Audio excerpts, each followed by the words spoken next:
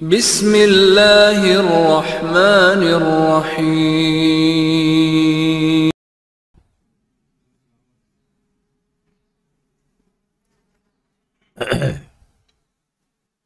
السلام علیکم ورحمۃ اللہ وبرکاتہ۔ الحمدللہ رب العالمین، الصلاۃ والسلام علی اشرف الانبیاء والمرسلین نبینا محمد وعلی آلہ واصحابہ اجمعین وبعد۔ سلفی دعوت کے اصول کے عنوان سے اللہ کے فضل و کرم سے، اس کی توفیق سے، یہ رسالہ دو شیخ عبدالسلام برجس رحمۃ اللہ علیہ کا تعریف کردہ ہے۔ اس رسالے کی شرح کا مختصر سلسلہ جو پچھلے دنوں سے شروع ہوا تھا، اس سلسلے کے 9 سلفی اصولوں کو ہم نے پڑھا ہے، اور آج انشاءاللہ تبارک و تعالیٰ اس کا آخری حصہ جو 10واں سلفی دعوت کا اصول ہے اسے ہم پڑھنے جا رہے ہیں۔ یہ جو 10واں سلفی دعوت کا اصول ہے، یہ انسانی زندگی کا سب سے زیادہ عام، جامع اور شامل اصول ہے، اور اس کا عنوان ہے الالتزام بالکتاب والسنہ فی کل شؤون الحیاہ والاحوال۔ یعنی کیا مطلب؟ انسان، ہم آپ اپنی زندگی کے تمام تر کاموں میں، زندگی کے تمام تر حالات میں کتاب و سنت کو لازم پکڑیں، کتاب و سنت کی پابندی کریں۔ یہ سلفی دعوت کا اصول ہے۔ سلفی دعوت جو اصول ہیں، جن اصولوں پر سلفی دعوت قائم ہے، اس میں 10ویں جو بات ہے وہ یہ ہے کہ ایک مسلمان ہمیشہ پوری زندگی میں انقطاع نہیں ہونا چاہیے، زندگی کے ہر سال، مہینے، ہفتے، دن، ہمیشہ۔ اور دوسری چیز، انسانی زندگی میں جو بہت سارے کام ہیں، بہت سارے حالات ہیں، تمام کاموں میں اور تمام تر حالات میں ہمارا یہ منشور ہونا چاہیے کہ ہم کتاب و سنت کو لازم پکڑیں۔ تو بہت بنیادی اصول ہے نہیں؟ ایک تو انسانی زندگی میں ہمیشہ، اور دوسرے ہر طرح کے حالات میں اور ہر طرح کے کام میں۔ حالات ہر طرح کے، یعنی سکھ کے حالات ہوں، دکھ کے حالات ہوں، امن کے حالات ہوں، جنگ کے حالات ہوں، سفر کے حالات ہوں، حضر کے حالات ہوں، کسی بھی حالات ہوں، رات ہو، دن ہو، کسی بھی وقت، کوئی بھی حالات ہو، ایسے ہی حالات میں اور ایسے ہی کاموں میں یہ بھی شامل ہے کہ اس کا تعلق ایمان و عقیدے سے ہو، اس کا تعلق فرائض اور واجبات سے ہو، اللہ تبارک و تعالیٰ کی عبادت اور بندگی کے کاموں سے ہو، اس کا تعلق انسانی زندگی میں کاروبار سے ہو، بزنس سے ہو، شادی بیاہ میں ہو، نکاح طلاق مثال کے طور پر، لین دین، گھریلو مسائل، معاشرت، اور ایسے ہی جو حقوق اللہ تبارک و تعالیٰ نے بندوں پر لازم قرار دیے ہیں، ان حقوق میں ہو، اخلاق میں ہو، عادات میں ہو، رہن سہن میں ہو۔ ایسے ہی ہماری زندگی کا ایک بہت ہی اہم پہلو ہے، وہ ہے، اس کو ہم اقتدار کہتے ہیں، جس کو ہم سیاست کہتے ہیں، جس کو ہم تدبیر، دنیا میں رہن سہن کے لیے جو ایک نظم ضبط ہونا چاہیے، وہ پہلو بھی زندگی کا بہت زیادہ اہم ہے۔ تعلیم و تربیت کا میدان ہے، عمل اور سلوک کا میدان ہے۔ ہر پہلو پر، ہر طرح کے حالات میں، ہر کام میں قرآن و سنت کو لازم پکڑنا، قرآن و سنت کو بطور اصل، بطور جڑ، بطور مرجع، بطور سورس، سرچشمہ، خزانہ، ہمیں قرآن اور سنت کو، کتاب اللہ اور سنت رسول صلی اللہ علیہ وسلم کو لازم پکڑنا ہے۔ تو اب اس میں ایک بہت بنیادی جو بات خاص طور پر مجھے یہاں عرض کرنی ہے، وہ یہ ہے کہ کتاب ابھی ہم پڑھیں گے جو کچھ اس میں لکھا ہوا ہے، الحمدللہ بہترین عظیم الشان دلائل، حوالے، تو وہ سب آ رہے ہیں، باتیں آ رہی ہیں آگے۔ وہ یہ ہے کہ کتاب و سنت کا جو التزام ہے، جس کی پابندی ہر طرف ہر جگہ ہونی ضروری ہے، ان میں سے ایک مسئلہ یہ آتا ہے کہ ہم جہاں رہتے بستے ہیں وہ ملک وہ وطن کیسا ہے۔ تو جب یہ کہا جا رہا ہے کہ التزامنا بالکتاب والسنت فی کل شؤوننا و احوالنا، ہمارے تمام تر حالات میں، ہمارے تمام تر کاموں میں کتاب و سنت کو لازم پکڑنا چاہیے، سلفی دعوت کا اصول ہے۔ 10واں، تو اس میں ایسے کوئی تفریق تو نہیں ہے کہ جہاں ہم رہتے ہوں وہ ملک اسلامی ہو یا غیر اسلامی ہو، وہ ملک سیکولر ہو، جمہوری ہو، ڈیموکریسی والا ملک ہو، یا پھر وہ کسی خاص دھرم اور عقیدے سے تعلق رکھنے والا ملک ہو، یا وہ اسلامی ملک ہو، ایسی کوئی تفریق بھی نہیں ہے۔ کتاب و سنت کو لازم پکڑنا یہ اللہ تعالیٰ کی طرف سے ہم مسلمانوں کی ذمہ داری ہے۔ یہ دھرتی اللہ کی ہے، زمین اللہ کی ہے، جہاں اسلامی نظام ہے وہ بھی اللہ تبارک و تعالیٰ کا ہے، جہاں اسلامی نظام نہیں ہے وہ بھی وطن، ملک، گھر، دکان، مکان، زمین، سب کچھ اللہ تبارک و تعالیٰ ہی کا۔ اسی اللہ نے ہم کو اس بات کا حکم دیا ہے کہ ہم قرآن پر، سنت پر پابندی کے ساتھ کاربند رہیں، جہاں بھی رہے بندے اللہ تعالیٰ کے، اللہ تعالیٰ کی طرف سے مطلوب ہے۔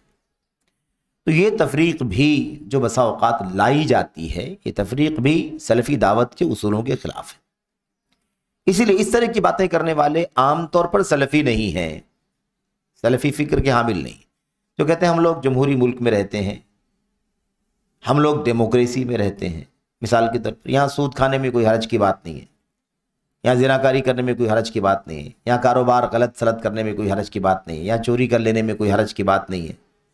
اس طرح کی باتیں بہت سارے لوگ کرتے ہیں۔ اللہ کا شکر ہے، اللہ کا فضل الحمدللہ کہ سلفی فکر کے لوگ ہرگز اس بات کے قائل نہیں ہیں۔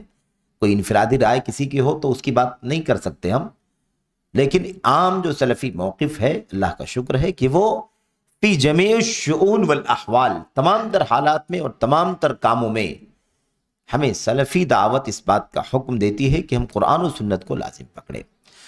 اب یہ مسئلہ اندر موضوع جب ہم پڑھ رہے ہیں تو اس میں سب واضح ہوگا، وہ بات آئے گی اس کے اندر، لیکن اس سے پہلے میں اشارہ کر دوں کہ اللہ تبارک و تعالیٰ نے اس بارے میں جو الجھن ذہن میں آتی ہے کہ ہم تو ایسے ملک میں رہتے ہیں جہاں یہ مشکل ہے، جہاں ایسا کرنا مشکل ہے، جہاں یہ فالو کرنا مشکل ہے، جہاں یہ فالو کرنا مشکل ہے، تو یہ مسئلہ اللہ تبارک و تعالیٰ سے زیادہ کون جان سکتا ہے؟ اللہ تعالیٰ ہمارے تمام حالات کو جانتا ہے۔ جس اللہ نے قرآن اتارا ہے، جس اللہ نے نبیوں کو بھیجا ہے، جس اللہ نے شریعت اتاری ہے، اور جس اللہ نے ہم سب کو اپنی شریعت کی، اپنی کتاب اور نبی کی سنت کی پابندی کا حکم دیا ہے، وہ ہمارے حالات کو سب سے زیادہ جانتا ہے، ہمارے اپنی ذاتی اور جسمانی حالات، ہمارے اپنے نفس کے حالات، اور ہمارے ملک اور وطن، ہماری بود و باش، کہاں ہم رہتے ہیں نہیں رہتے ہیں، سفر حضر، سب جانتا ہے۔ ہماری زندگی میں جو کچھ بھی اتار چڑھاؤ آئیں گے وہ سب جانتا ہے۔ ہماری زندگی میں جو آزمائشیں آئیں گی، حالات کی نزاکت آئے گی، وہ سب اللہ تبارک و تعالیٰ کے علم ہے۔ ان سب کے بعد اللہ نے حکم دیا ہے کہ قرآن و سنت کو لازم پکڑنا ہے۔ تو یہ بہت بنیادی مسئلہ ہے کہ اللہ تعالیٰ جانتا ہے سب۔ اللہ تعالیٰ نے کوئی تفریق نہیں کی ہے کہ آپ رہیں گے کہاں تو دین کو فالو کریں گے، کوئی تفریق نہیں۔ آپ جہاں رہیں گے، جس حال میں رہیں گے، اللہ کی کتاب کو، نبی کی سنت کو لازم پکڑیں گے۔ مشکل ہے، یہ کام نہیں ہو پائے گا، حالات ایسے ہیں ویسے ہیں، ٹھیک ہے، حالات اگر ویسے ہیں، نازک ہیں، تو اللہ تبارک و تعالیٰ نے اس کا حل بتایا ہے۔ لا یکلف اللہ نفسا الا وسعها، لا یکلف اللہ نفسا الا وسعها۔ اللہ تبارک و تعالیٰ کسی کو بھی اتنی ہی ذمہ داری دیتا ہے جتنا اس کے بس میں ہے۔ ہمارے بس میں نہیں ہے تو ہم معذور ہو جائیں گے، لیکن جب تک ہمارے بس میں ہے، ہم پہلے سے پیشگی نہیں کہہ سکتے کہ ہم ایسی جگہ رہتے ہیں اس لیے ہمیں آزادی ہے۔ آزادی نہیں ہے، ہم پابند ہی ہیں ہمیشہ۔ اسی لیے ہمارا کام ہے کہ ہم استسلام کریں، پابندی ہمارے اوپر ہے تو ہم پابندی پر عمل کر کے تابعداری دکھائیں، تسلیم دکھائیں، انقیاد دکھائیں، مان کر عمل کر کے اس کی عملی تطبیق پیش کریں، یہ ہماری ذمہ داری ہے۔ تو کل من قیدا قاد، جب بھی مومن کی پہچان کیا ہے؟ اللہ کے نبی نے فرمایا کہ مومن کیسا ہوتا ہے؟ اس اونٹ کی طرح سے ہوتا ہے جو تابعدار ہوتا ہے، تابعدار اونٹ کی طرح ہوتا ہے۔ کل من قیدا، جب بھی اسے ہانکا جاتا ہے، چلایا جاتا ہے، तो फौरन चलना शुरू हो जाता है। कभी भी वो अकड़ता नहीं, रस्सी खींचने पर मजबूर नहीं करता, इतराता नहीं, या ऐसे ही मिसाल के तौर पर बिदकता नहीं है। ऐसे ही एक मुसलमान की, मोमिन की मिसाल है। तो बहरहाल खुलासा ये है कि इस्लामी और गैर इस्लामी मुल्क की भी कोई तफरीक नहीं होगी। मुश्किलात आएंगी, अल्लाह का निज़ाम है, ला युकल्लिफुल्लाहु नफ्सन इल्ला वुसअहा, इत्तकुल्लाह मस्तताअतुम। जितना तुम्हारी ताकत है, जितना तुम्हारे बस में, उतना अल्लाह तबारक व तआला से डरो। ये अल्लाह ताला का हुक्म है। तो मुश्किलात में भी सारे मसाइल का हल अल्लाह तबारक व तआला ने बतला दिया है। कोई उलझन नहीं, कोई पेचीदगी नहीं, कोई मुश्किल नहीं। तो ये सलफ़ी दावत का 10वां उसूल है कि हमें क्या करना है। हमें अपनी पूरी ज़िंदगी में, अपने तमाम तर हालात में किताब व सुन्नत को लाजिम पकड़ना है।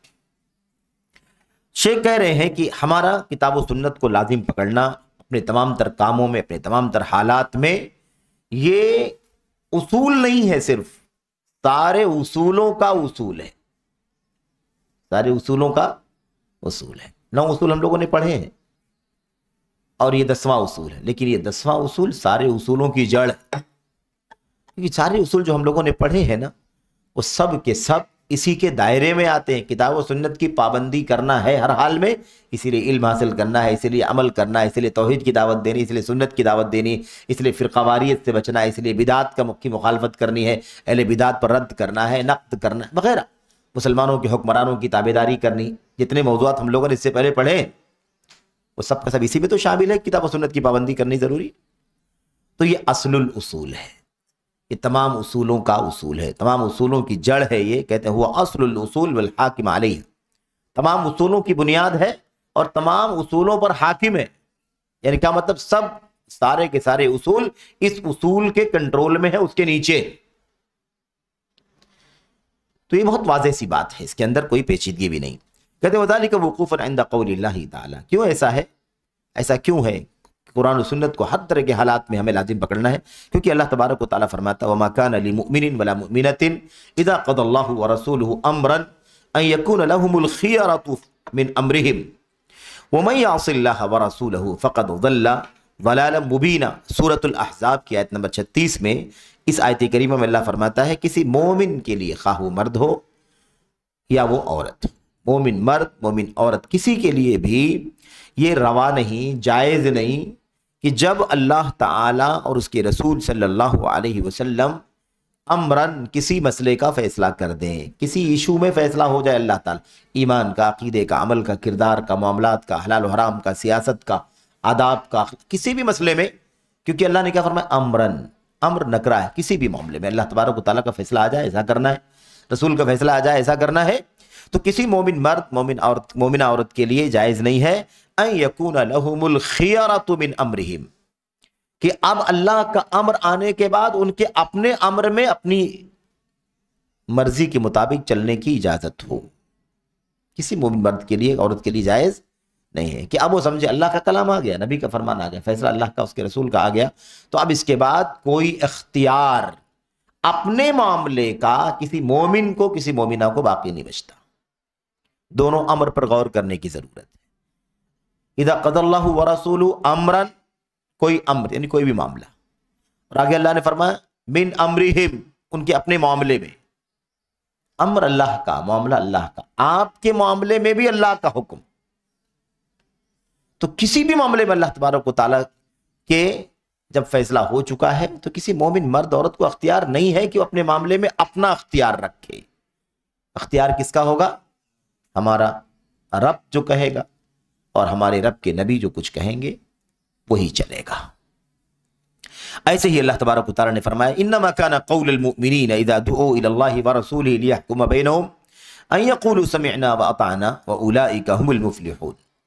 आगे फरमाया उमन युतिइल्लाह व रसूलहु व यख्शल्लाह व यत्तक़िहि फउलाइका हुमुल फ़ाइज़ून।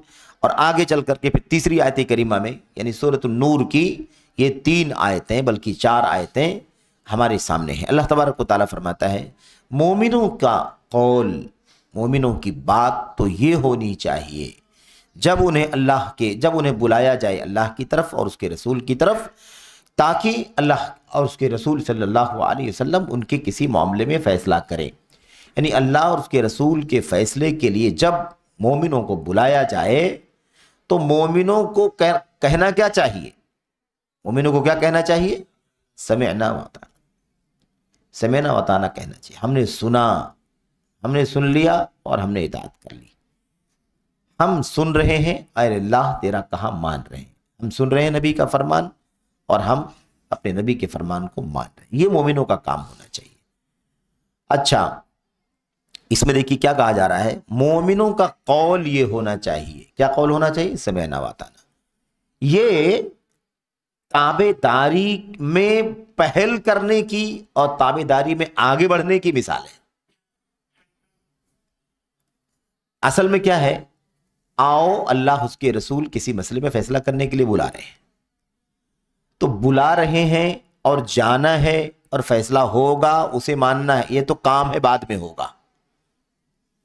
لیکن یہ بات، یہ پیغام ملتے ہی کہ بلایا جا رہا ہے اللہ اس کے رسول کی طرف سے فیصلے کے لیے، ہمارا فوراً زبان سے کیا نکلنا چاہیے؟ تو اس میں کیا ہے؟ اس میں مبادرت ہے، اس میں سبقت ہے، اس میں مسارعت ہے، پہل ہے اس کے اندر.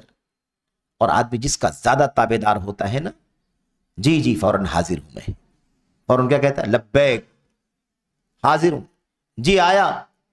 اب بات آگے کیا بولیں گے وہ بات کی بات ہے، جو بولیں گے ہم مانیں گے، لیکن یہ بات آئی ہے کہ آؤ یا نام لے کے پکارا گیا تو فوراً تابع دار آدمی کیا کرتا ہے؟ غلام کیا کرتا ہے؟ اپنے آقا، اپنے مالک کی بات کو سن کر کے جی حاضر ہوں میں، فرمائیے کیا کہنا ہے. تو اصل میں اطاعت کا جذبہ ایسے شروع ہوتا ہے. تو سمعنا واطعنا یہ بہت بڑا مسئلہ ہے، اور کاش یہ مسئلہ اگر امت میں پیدا ہو جاتا تو سارے اختلافات کی جڑی ختم ہو جاتی. مسئلہ تو یہیں سے پیدا ہوا نا کہ سمعنا واطعنا کے بجائے سمعنا وعصینا یہ شروع ہو گیا، یہیں سے مشکلات پیدا ہو گئی.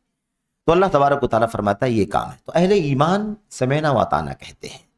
تو یہود و نصارہ کا کام ہے کہ وہ سمعنا وعصینا کہتے ہیں. قرآن کریم اللہ نے نقل فرمایا، کہتے ہیں کہ ہم نے سنا لیکن مانیں گے نہیں، ہم نے سنا لیکن ہم نافرمانی کریں گے، فرمان پر عمل نہیں کریں گے. یہ اہل کتاب یہود و نصارہ کا کام ہے.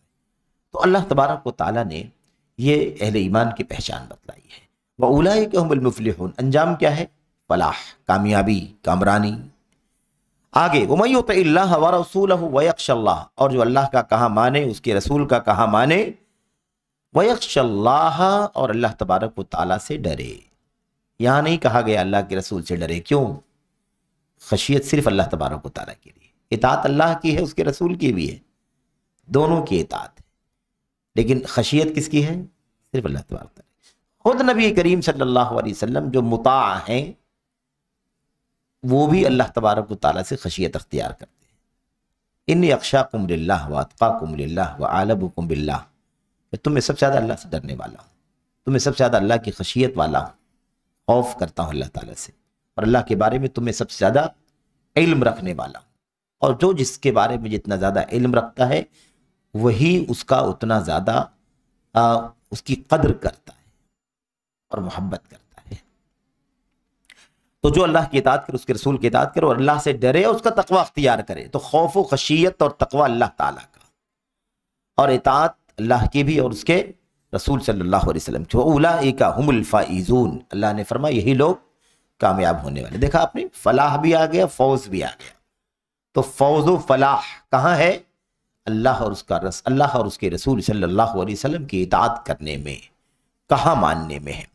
آگے چل کر کے اللہ نے پھر فرمایا قل اطیعوا اللہ واطیعوا الرسول، اے اللہ کے نبی آپ کہیے اطاعت کرو، اللہ کی اطاعت کرو، رسول صلی اللہ علیہ وسلم کی.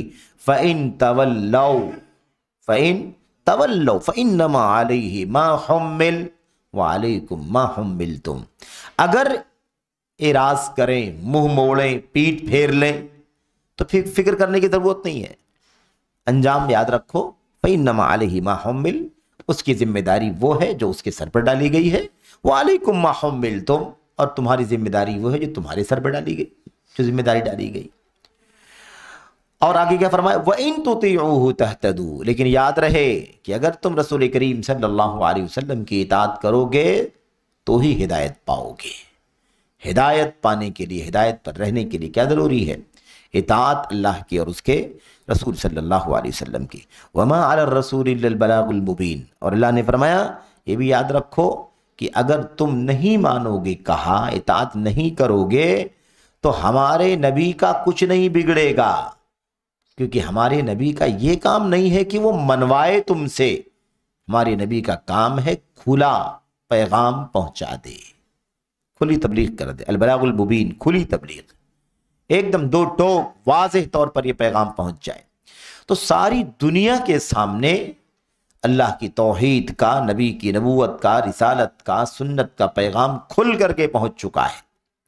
انحرافات جب آئے، امت کے اندر فتنے آئے، تو فتنوں کے بعد اصل راستہ جو راستہ ہے، سلفی دعوت کے اصول ہم پڑھ رہے ہیں نا، جو اصل راستہ ہے سلفیت کا، اس کی بھی لوگوں کو نشاندہی کر دی گئی، ان کی بھی نشاندہی لوگوں کو کر دی گئی، تاکہ کل کوئی اعتراض نہ کرے۔ تو حجت تمام ہو چکی ہے، حجت تمام ہو چکی ہے۔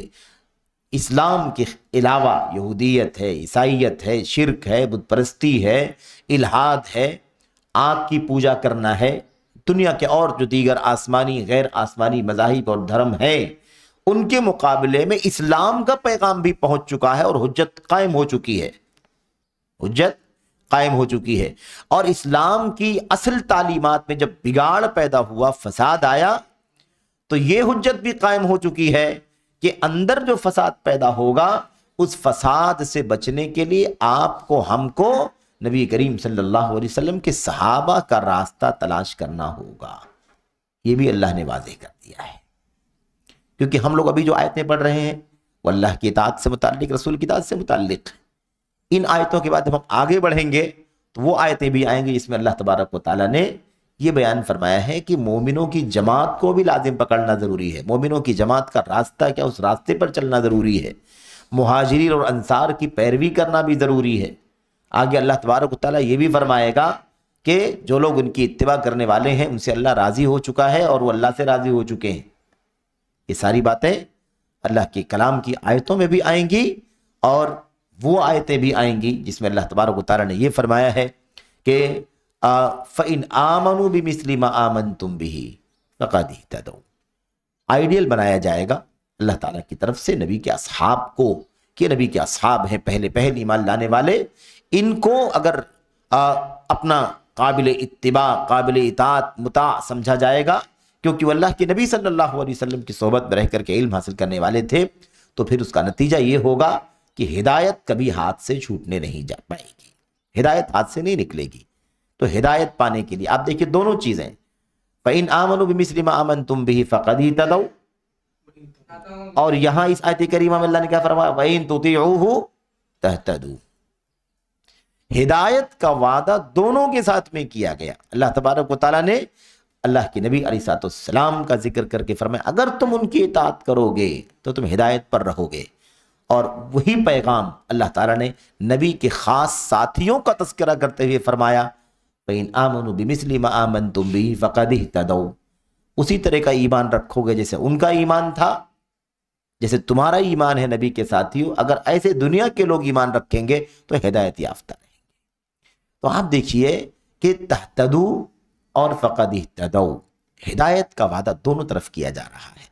تو یہ بھی آئے گی بات کہ دنیا میں اسلام بمقابل یہودیت، عیسائیت، شرک، کفر، بت پرستی، اور پھر اس کے بعد اسلام کے اندر جو فرقہ واریت پیدا ہوئی، اصل اسلام کے اندر جو فرقہ پیدا ہوا، اس میں جو فرقے بھٹک گئے، بہک گئے، ان کے بعد ایک فرقہ جو اصل باقی رہے گا اپنی راہ پر، اللہ تبارک و تعالیٰ کی راہ پر، اس کے بارے میں بھی یہ بات بتلائی جا رہی ہے کہ اس میں بھی انحرافات جو کچھ ہیں، ان انحرافات سے بچنے کے لیے آپ کو، ہم کو کیا کرنا پڑے گا۔ یہاں اللہ تعالیٰ نے فرمایا کہ جب اللہ اس کے رسول تمہارے درمیان کوئی فیصلہ کرنے کے لیے بلائیں تو سمینا واتانا کہا کرو، اور اس کے آگے بڑھو کہ جب اللہ اس کے رسول صلی اللہ علیہ وسلم کے کلام اور نبی کے فرمان کے سمجھنے میں الجھن ہو جائے اور فرقہ بندی پیدا ہو جائے تو آؤ اللہ کے نبی کے اصحاب کی طرف، آؤ اللہ کے نبی کے اصحاب کی طرف۔ انہوں نے کیسے دین کو سمجھا برتا ہے اس کا نمونہ تمہاری آنکھوں کے سامنے ہے، تم اسے پڑھو گے، سمجھو گے تو ہدایت کی راہ پر آ جاؤ گے، فرقہ واریت سے اپنے آپ کو بچا لے جاؤ گے۔ بات واضح ہو گئی نا کہ ہدایت کا وعدہ دونوں صورتوں میں کیوں کیا گیا، اللہ کے نبی کے نام کے ساتھ بھی اور نبی کے صحابہ کرام کے حوالے سے بھی، دونوں پر یہ کہا جا رہا ہے اطاعت کرو گے تو ہدایت یافتہ رہو گے۔ तो इस्लाम बमुकाबला यहूदियत, ईसाइयत, कुफ्र, शिरक है, तब तो इस्लाम क्या है? वो नबी की इताअत। इस्लाम के अंदर फिरके पैदा हो गए तो अब नबी के सहाबे किराम को ही देखना होगा कि उन्होंने इस्लाम को कैसे फॉलो किया था। क्या ये फिक्र जो आई है नई, जिसको बिदात हम कहते हैं, जिसकी बुनियाद पर फिरके बने, इन फिरकों वाली सोच, इनका नजरिया क्या सहाबे किराम के यहाँ मौजूद था? नहीं था। तो पलटो अपने असलाफ की तरफ, पलटो अपने असहाबे रसूल की तरफ, उनके शागिर्दों ताबईन की तरफ, उनके बाद उनके शागिर्दों की तरफ पलटो। ये है असल में अहले सुन्नत वल जमात का अकीदा, और यही सलफ़ी दावत के उसूलों में से ये उसूल है बुनियादी। ये सूरह नूर की आयतें हैं, ये 51, 52, 53, 54। उसके बाद खैर इस माने की यही आयतें नहीं हैं, ये तो बतौर मिसाल चंद आयतें हैं। बहुत सारी आयतें हैं जो कुरान करीम और नबी की सुन्नत पर पाबंदी से जमे रहने की तलकीन करती हैं, उभारती हैं, ताकीद करती हैं, रग़बत देती हैं। उसकी तादाद बहुत ज़्यादा। यहाँ पर अल्लाह के नबी अलैहिस्सलाम की चंद हदीसें भी जिक्र कर रहे हैं। हदीसों में सबसे पहली बात जो जिक्र की अल्लाह के नबी सल्लल्लाहु अलैहि वसल्लम की, वो हदीस जो आपने हज्जतुल वदा के मौके पर जो सबसे बड़ा मजमा था, सबसे बड़ा मजमा अल्लाह के नबी सल्लल्लाहु अलैहि वसल्लम की सीरत में जो सबसे बड़ा मजमा था वह हज्जतुल वदा के मौके पर था। 1 लाख से ज्यादा, किसी ने कहा 1,14,000, किसी ने कहा 1.25 लाख, किसी ने कुछ कम ज्यादा, लेकिन 1 लाख से कम किसी सीरत निगार ने नहीं लिखा। तो 1 लाख 1.25 लाख का मजमा, आज अगर कहीं 1 लाख लोग जमा हो जाएं 14 साढ़े 14 सदियों के बाद भी तो बहुत बड़ी बात हो जाती है कि नहीं? तो 1 लाख 1.25 लाख का मजमा नबी करीम सल्लल्लाहु अलैहि वसल्लम के साथ हज्जतुल वदा में, कितनी बड़ी चीज थी। 23 साल दौरे नबूवत में इतनी अजीम दावत, इतनी कामयाब दावत पूरी दुनिया की तारीख में नहीं मिल सकती है। 23 साल और इतनी मुखालफतें, इतना जंगो जिदाल, इतना झगड़ा और इतनी दुश्मनियां, इतनी साजिशें, इतनी है ना, सब कुछ के बावजूद अल्लाह तबारक व तआला ने हक की इस दावत को, अल्लाह ताला ने हक की इस दावत को इतनी कामयाबी अता फरमाई कि सारी मुखालफत के बावजूद भी 23 साल दौर के अंदर पूरी दुनिया के चप्पे चप्पे में इस्लाम फैल गया। इतनी बड़ी इज्तिमाइयत या इतने बड़े इज्तिमा में, इतने बड़े मजमा में अल्लाह के नबी सल्लल्लाहु ने क्या फरमाया था? क़द तरक्तु फ़ीकुम मा लन तज़िल्लू बअदहु, वो चीजें तुम्हारे दरमियान में छोड़ करके जा रहा हूं जिसके बाद तुम गुमराह नहीं होगे, हरगिज गुमराह नहीं होगे। इन तसमतुम बिही, शर्त यह है कि उसे मजबूती से पकड़ना। एहतिसाम क्या? इस्मत में आ जाना, उसे अपना के उसकी सिक्योरिटी में, उसके तहफ़्फ़ुज़ में आ जाना। आसमा या आसिमों के माने क्या होते हैं? बचाना। और एहतिसाम का माना क्या होता है? बचाव में आ जाना। सुभान अल्लाह। एहतिसाम बिल किताब का माना क्या है? कि मजबूती से पकड़ना, यानी क्या मतलब? उसे अपना करके अपना बचाव कर लेना। तो इन तसमतुम बिही, अगर तुम उसका एहतिसाम करोगे, मजबूती से पकड़ लोगे, उसकी हिफाजत में आ जाओगे, अपना लोगे उसे, तो क्या होगा? लन तज़िल्लू बअदहु, उसके बाद गुमराह नहीं होगे। किताबुल्लाह, ये अल्लाह की किताब है। मुस्लिम शरीफ वाली जो रिवायत है उसके अंदर किताबुल्लाह का लफ्ज आया हुआ है। अगर सिर्फ किताबुल्लाह भी कहा जाए तो भी अल्लाह के नबी की सुन्नत उसके अंदर शामिल है, दाखिल है। समझ रहे हैं ना? लेकिन आगे हमारे सामने रिवायतें और भी हैं जिसके अंदर किताबुल्लाह के साथ में वह सुन्नती के अल्फाज भी हैं, मेरी सुन्नत, मजीद वजाहत के लिए। तो अल्लाह की किताब इस काफ़ी है, क्योंकि वो असलुल उसूल है और उतरी है नबी करीम सल्लल्लाहु अलैहि वसल्लम के ऊपर, और आपको उसी किताब में बयान करने का हुक्म दिया गया है। तो वो किताब और आपका बयान वही सुन्नत है, उसी के ज़रिए से हमारा बचाव होगा, हमारा तहफ़्फ़ुज़ होगा। अब यहाँ पर एक ख़ास बात इस आयत करीमा में, इस हदीस में गौर करने की है कि ख़ास बात अल्लाह के नबी ये कह रहे हैं कि मैं एक चीज़ छोड़ करके जा रहा हूँ, उसके बाद ही तुम गुमराह होगे। अगर तुम उसको मजबूती से नहीं पकड़ोगे तो ही क्या होगे? गुमराह होगे। जब तक पकड़े रहोगे गुमराह हरगिज नहीं होगे। यहां पर फिर वही बात, अभी हम लोगों ने 2 आयतें पढ़ी हैं जिसमें क्या कहा गया था? हिदायत याफ्ता रहोगे, तहतदू, है ना? फ़क़द इहतदऊ और तहतदू इन तुतीऊहु तहतदू। हिदायत की बात हो रही थी। यहां पर अल्लाह के नबी ने क्या फरमाया? दूसरा पहलू समझाया। ایسا کرو گے تو ہدایت یافتہ رہو گے، ایسا کرو گے ہدایت یافتہ رہو گے۔ یہاں اللہ کے نبی فرماتے ہیں اگر چھوڑو گے تو کیا ہو جاؤ گے؟ گمراہ ہو جاؤ گے۔ یہ سلفی دعوت کا اصول ہے، قرآن و سنت کا التزام ہی انسان کو ہدایت پر رکھے گا، ورنہ گمراہی لازم رہ جائے۔ اچھا، اگر نبی کریم صلی اللہ علیہ وسلم کے صحابہ کے منہج، ان کے موقف اور ان کی فقہ، ان کے فہم کو اگر ہم کنارے کر دیں اور ہر آدمی اپنی مرضی سے سمجھنا شروع کر دے دین اسلام کو، تو بھی ہدایت نہیں پا سکتا، کیونکہ وہ بھی اتھارٹی ہے۔ اللہ تعالیٰ نے اسی لیے فرمایا نا بِمِثْلِ مَا آمَنْتُمْ بِهِ، جیسے تمہارا ایمان ہے نبی کے ساتھیوں، ایسے اگر یہ اہل کتاب اور دنیا کے لوگ ایمان لائیں گے تو سمجھ لو کہ ہدایت یافتہ ہے، سمجھ لو کہ ہدایت یافتہ ہے۔ کیونکہ صرف قرآن لے کر کے ہدایت پر آدمی قائم رہے بغیر فہم سلف کے صحابہ کے، یہ ممکن نہیں ہے۔ انحرافات اسی وقت دنیا میں آئے جب لوگوں نے اس فقہ کو، اس فہم کو چھوڑ دیا، اس فقہ کو، اس فہم کو۔ اس لیے اس کو چھوڑا نہیں جا سکتا، اس کو چھوڑنے سے گمراہی آئے گی۔ دنیا کا کوئی فرقہ ایسا نہیں ہے اسلام سے نسبت رکھنے والا جو قرآن کا حوالہ نہ دیتا، جو ابو بکر صدیق، عمر بن خطاب کو، عثمان غنی کو گالیاں دیتے ہیں، لعنت کرتے ہیں، وہ بھی قرآن کی آیتیں پڑھ کر کے گالیاں دیتے ہیں، ہے کہ نہیں؟ تو قرآن کافی نہیں ہے نا، فہم صحابہ ضروری ہے، قرآن سنت اور ساتھ ساتھ فہم صحابہ ضروری ہے۔ ان اللہ یامر کیا ہے وہ بالعدل والاحسان وایتاء ذی القربى وینہی عن الفحشاء والمنکر والبغی۔ تو ان اللہ یامر بالعدل، ہے کہ نہیں؟ آگے کیا فرمایا؟ وینہی عن الفحشاء والمنکر والبغی، تین آیا نا، فحشاء، منکر اور باغی، تین چیز سے اللہ تبارک تعالیٰ منع فرماتا ہے۔ روافظ کھڑے ہوتے ہیں، کہتے ہیں اس سے مراد ابو بکر، عمر اور عثمان ہے، یہ تفسیر ہے۔ تو اگر قرآن کو، سنت کو نبی کے صحابہ کے فہم کے مطابق نہیں سمجھیں گے تو ہر آدمی جس فکر نظریے کا ہوگا قرآن و سنت کو اسی فکر میں ڈال دے گا۔ رافضی تفسیر کرتا ہے تو پورے قرآن کریم کو رفض کے رنگ میں رنگ دیتا ہے، خارجی انہی آیتوں کو پڑھتے ہیں قرآن کریم کی جس کو ہم پڑھتے ہیں، تو اس کو پورے طور پر خروج اور دنگے اور فساد اور دہشت گردی اور انارکی پر فٹ کر دیتے ہیں۔ اور اس کے علاوہ بھی آپ دیکھیں، ایک آدمی تاریخ اور ہسٹری کا مزاج کا ہوتا ہے تو قرآن کریم کو تاریخ اور ہسٹری کی کتاب بنا دیتا ہے، اس کا اصل پیغام، اس کی کوئی قیمت نہیں سمجھتا ہے، سوچتا ہی نہیں۔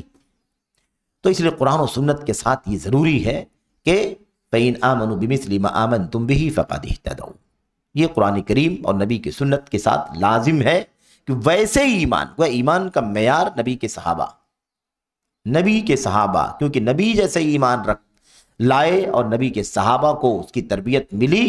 اب ہمارے سامنے اللہ کے نبی کے صحابہ کرام کی فقہ اور فہم بہت بنیادی چیز ہے، اس سے آزاد ہونے کی صورت میں کوئی بھی نتیجہ حاصل نہیں ہوگا۔ مستدرک حاکم کی روایت بھی ہم لوگ پڑھیں، اس میں کہتے ہیں اللہ کے نبی نے فرمایا، ابو ہریرہ رضی اللہ تعالیٰ عنہ کی روایت ہے، ترکت فیکم شیئین لن تضلوا اذا تمسکتم بہما کتاب اللہ و سنتی، مشہور روایت ہے موطا امام مالک کی، اور کئی کتابوں میں یہ روایت موجود ہے تھوڑے سے الفاظ کی فرق کے ساتھ، اور حاصل اس کا ایک ہی ہے، میں تمہارے درمیان دو چیزیں چھوڑ کر کے جا رہا ہوں، جب تک تم مضبوطی سے پکڑے رہو گے ہرگز گمراہ نہیں ہوگے۔ یہ ہرگز گمراہ بار بار کیا کہا جا رہا ہے؟ لن تضلوا، ہرگز یعنی ہو ہی نہیں سکتا ہے، گمراہی تمہارے پاس آ ہی نہیں سکتی ہے، تم گمراہی کی طرف کبھی جا ہی نہیں سکتے۔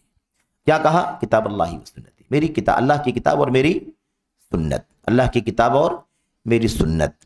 کبھی کبھی ہم کہتے ہیں کہ قرآن اللہ کے نبی کی کتاب ہے، صاحب قرآن کہتے ہیں نا لوگ، کبھی اس طرح کے الفاظ سے کبھی دھوکہ نہیں کھانا چاہیے۔ اس کا مطلب کوئی یہ نہیں کہتا کہ قرآن کریم اللہ کے نبی علیہ الصلوۃ والسلام کی لکھی ہوئی کتاب ہے، یا آپ کا کوئی ہے نا اس میں اس طرح کی نسبت ہے۔ اس کا معنی کیا ہے؟ کبھی کبھی نسبتیں جو ہوتی ہیں وہ کبھی کبھی کئی انداز کی ہوتی ہیں۔ اب ہم کہتے ہیں اللہ کی کتاب، تو اللہ کی کتاب جب ہم کہتے ہیں اس کا معنی ہوتا ہے اللہ ہی کا کلام ہے، اللہ ہی کا پیغام ہے، اللہ ہی کا حکم ہے، اللہ ہی اتارنے والا ہے، اس اعتبار سے اللہ کی کتاب ہم کہتے ہیں۔ کبھی اگر کوئی کہتا ہے صاحب قرآن محمد صلی اللہ علیہ وسلم، اس کا مطلب یہ نہیں ہے کہ قرآن کریم کوئی اللہ کے نبی کی کتاب ہے۔ اس کا معنی کیا ہوگا؟ اللہ اتارنے والے کے اعتبار سے اور محمد उतारे जाने वाले के एतबार से।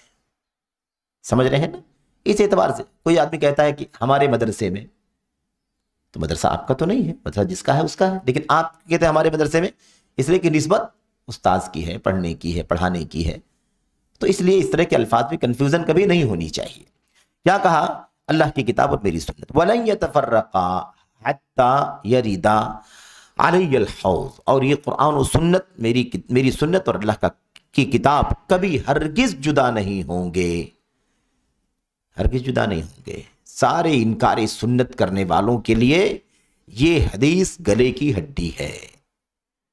अल्लाह ताला, अल्लाह के नबी फरमाते हैं ये दोनों कभी जुदा नहीं होंगे, हरगिज जुदा नहीं होंगे। हत्ता यरिदा, यहां तक ये दोनों आएंगे, अलैया, मेरे पास, हौज पर, हौज कौसर पर। अल्लाह ताला हौज कौसर अल्लाह ताला की तरफ से जो अल्लाह के नबी को आता हुआ है, ना आतीना कल कौसर, अल्लाह तबारक व तआला की किताब और नबी की सुन्नत कभी जुदा नहीं होंगे। क़यामत आ जाएगी, क़यामत कायम हो जाएगी, और उसके बाद जन्नत और जहन्नम के फैसले हो जाएंगे। अल्लाह ताला जन्नतियों को, अपनी उम्मतियों को, जन्नतियों को हौज़ कौसर का जाम पिलाने के लिए पहले पहल पेश रफ्त आगे पहुंच जाएंगे। अल्लाह के नबी फरमाते हैं वहां कुरान और सुन्नत आएंगे, कभी ये जुदा नहीं होंगे। तो कुरान सुन्नत लाजिम है। सुन्नत के बगैर कुरान समझ में आने वाली चीज़ नहीं है। सारे मुनकिरीन हदीस, मुनकिरीन सुन्नत, सारे अक्लानी है ना, सारे दानिश्वर जितने लोग समझते हैं कि कुरान करीम काफ़ी है, इसलिए काफ़ी है कि सुन्नत के अंदर कुछ पता नहीं, उसमें सही भी है, ज़ईफ़ भी है, और फिर फितने उसारे लेकर के आते हैं। इसका मौका नहीं है कि 200 साल के बाद लिखी गई, 250 साल के बाद हदीसें लिखी गई, क्या क्या मिलावट हुई, और इतने सारे दुश्मन थे इस्लाम के, कुरान सुन्नत के, न जाने क्या क्या उसके अंदर खल्त मल्त किया है, और इस तरह से दुनिया भर की शुबहात ला करके अल्लाह के नबी अलैहिस्सलाम की हदीसों का और आपकी सुन्नतों का एतबार ख़त्म करने की जो साजिश की है, ये अल्लाह के नबी की हदीस क्या कहती है? कभी कुरान और सुन्नत जुदा हो ही नहीं सकते। अगर सुन्नत में सही ज़ईफ़ का मसला है, एतबार अदम एतबार का, तो नबी करीम सल्लल्लाहु अलैहि वसल्लम अपनी ज़बान से ये बात कैसे कह सकते हैं दोनों जुदा नहीं होंगे? कुरान और सुन्नत दोनों जुदा नहीं होंगे, और कुरान सुन्नत के बगैर समझा ही नहीं जा सकता। गालिबन उमर बिन खत्ताब रज़ी अल्लाह तआला अन्हु का कौल है, कहते हैं अस्सुन्नतु अल कुरान अहवजु इला सुन्नति मिन अस्सुन्नति इला कुरान। अल कुरान अहवजु इला सुन्नति मिन अस्सुन्नति इला कुरान। माना क्या है इसका? कुरान को समझने के लिए जितना सुन्नत की जरूरत है, कुरान को समझने के लिए जितना सुन्नत की जरूरत है, उतना सुन्नत को समझने के लिए कुरान की जरूरत नहीं है। ताबीर याद रखें, इसमें असल बताना क्या है कि सुन्नत के बगैर कुरान को नहीं समझा जा सकता। सुन्नत के बगैर कुरान को नहीं समझा जा सकता। शरह है ना कुरान करीम की, तफसील सुन्नत में है। तफसील क्या है? सुन्नत में है। तो सुन्नत में जब तफसील सामने आएगी तो उसको समझना आसान होगा बिलमुकाबिल, यानी समझने में उतनी थोड़ी परेशानी आ सकती है कि भाई किसकी तफसील है, उसकी असल क्या है, देखो कुरान की आयतें, ठीक है। लेकिन जब कुरान करीम को समझना होगा तो कुरान करीम टेक्स्ट है, मतन है अल्लाह तबारक व तआला का, उसको समझने के लिए तो सारी डिटेल जब हमारे सामने आएगी, सारी शरह आएगी, सारी वजाहत आएगी, तो समझ में बात आएगी। तो मसला ये, इसमें मामला कोई ऐसा नहीं है पेचीदा, इसमें साफ साफ बात क्या है, कुरान करीम को इतनी ज्यादा सुन्नत की जरूरत है जितनी जरूरत सुन्नत को कुरान की नहीं है। यानी ये तर्जमा हुआ लफ्जी, इसका माना क्या है? माना यह है कि कुरान को समझने के लिए सुन्नत की जरूरत बहुत ज्यादा है, उसके मुकाबले में सुन्नत को समझने के लिए उतनी जरूरत कुरान की नहीं है। यानी तफसील मौजूद है कुरान करीम की सुन्नत के अंदर, इसलिए सुन्नत के बगैर कुरान को समझा नहीं जा सकता। एक ताबीर मुआज़ने के अंदाज की है कि जाहिर सी बात है, हमारे सामने कुरान करीम की आयत करीमा हो, जाहिर है कि वो एक अल्लाह ताला का कलाम है, मतन है, उसको समझने के लिए तफसील चाहिए। तो ज्यादा जरूरत है कि नहीं जरूरत है सुन्नत की कुरान को समझने के लिए? लेकिन हमारे सामने सुन्नत मौजूद है, सुन्नत तो तफसील हमारे सामने मौजूद है, तो उसके लिए थोड़ी जरूरत है कि ये किस चीज की तफसील है। ये हमारे असलाफ कहा करते थे, रुद्दुल जिहालाती इला सुन्नाह। असलाफ कहा करते थे जहालतों को, यानी जिन चीजों का इल्म नहीं हो, मालूमात ना हो जिसकी भी, उसको लौटाओ किसकी तरफ? सुन्नत की तरफ। सुन्नत समझा देगी क्या है इसके अंदर, सुन्नत उसका इल्म क्या करेगी? पहुंचा देगी, बता देगी उसके अंदर क्या। जहालात यानी नामालूम चीजों को, जहालतों को यानी मजहूल चीजों को जिसका इल्म हमें नहीं है, लौटाओ उसे कुरान करीम की तरफ, लौटाओ उसे नबी करीम सल्लल्लाहु अलैहि वसल्लम की सुन्नत की तरफ। इसी तरह से उमर बिन खत्ताब रज़ी अल्लाह तआला ने भी कहा था कि देखो ऐसा है कि बहुत सारे अहले बिदात से तुम्हारा सामना होगा, वो अहले बिदात तुम्हारे सामने कुरान करीम की आयतें पढ़ेंगे। अहले बिदात क्या करेंगे? तुम्हारे सामने कुरान करीम की आयतें पढ़ेंगे, तो उन आयतों के जरिए जो शुबुहात पेश करेंगे वो तुम उसका जवाब कुरान से देने के बजाय सुन्नत से देना। क्यों? फ़इन्नल कुरान ज़ू वजूह, इसलिए कि कुरान करीम के तो कई माने लोग निकाल लेते हैं, कौन सा माना है वो सुन्नत बतला देती है कि यहां यही माना है, फला फला फला फला माने यहां नहीं चलेंगे। उमर बिन खत्ताब रज़ी अल्लाह तआला अन्हु कहा करते थे कि बहुत सारी शुबहात लेकर के आएंगे, सयातूनकुम अहलुल अहवा अहलुल बिदा, क्या करेंगे? यातूनकुम बिशुबहातिल कुरान, कुरान करीम की आयतें पढ़ के शुबहात पेश करेंगे, तो तुम कुरान करीम के इन शुबहात का जवाब कुरान करीम की आयतों से नहीं देना, क्योंकि कुरान करीम की आयतें पढ़ के तो शुबहात पेश कर रहे हैं वो, तुम उसके जवाब में कुरान की आयतें पढ़ोगे तो उन आयतों में फिर शुबहा निकालेंगे वो, तुम क्या करोगे? उसका जवाब तुम सुन्नतों से दो, सुन्नतों के बाद ये ढेर हो जाएंगे, सुन्नतों का जवाब अहले बिदात नहीं दे पाएंगे, क्योंकि कुरान ज़ू है, ज़ू यानी उसके कई माने आयतों के निकाल लेते हैं लोग, और सुन्नत से उस एक माने की तायीन होती है जो माना मकसूद है। इसीलिए कुरान करीम को सुन्नत के बगैर नहीं समझा जा सकता। खैर ये मौजू तो लंबा है, हम लोग इस मौजू पर बात कर रहे हैं, वो हमें मुकम्मल करना है थोड़ी देर में। इब्न अब्बास रज़ी अल्लाह तआला अन्हु, अल्लाह के फरमान, फमन इत्तबा हुदाया फला यज़िल्लु वला यशक़ा, सूरह ताहा की आयत करीमा ये कि जो मेरी हिदायत की पैरवी करेगा फला यज़िल्लु वला यशक़ा, ना तो गुमराह होगा ना बदबख्ती करीब आएगी, ना गुमराह होगा ना बदबख्त होगा। इस आयत करीमा की तफसीर इब्न अब्बास फरमाते हैं, तज़म्मन अल्लाहु अज़्ज़ व जल्ल लिमन क़रअल क़ुरआन वत्तबअ मा फ़ीह अल्ला यज़िल्ल फ़िद दुनिया वला यशक़ा फ़िल आख़िरह। अल्लाह तबारक व तआला गारंटी ले रहा है, जमानत ले रहा है, किस बात की? कि जो कुरान करीम को पढ़े और उसमें बताई गई अल्लाह की हिदायत की पैरवी करे, उसके लिए अल्लाह जमानत ले रहा है कि वो आदमी कभी दुनिया में गुमराह नहीं होगा, आखिरत में बदबख्त नहीं होगा। यह है।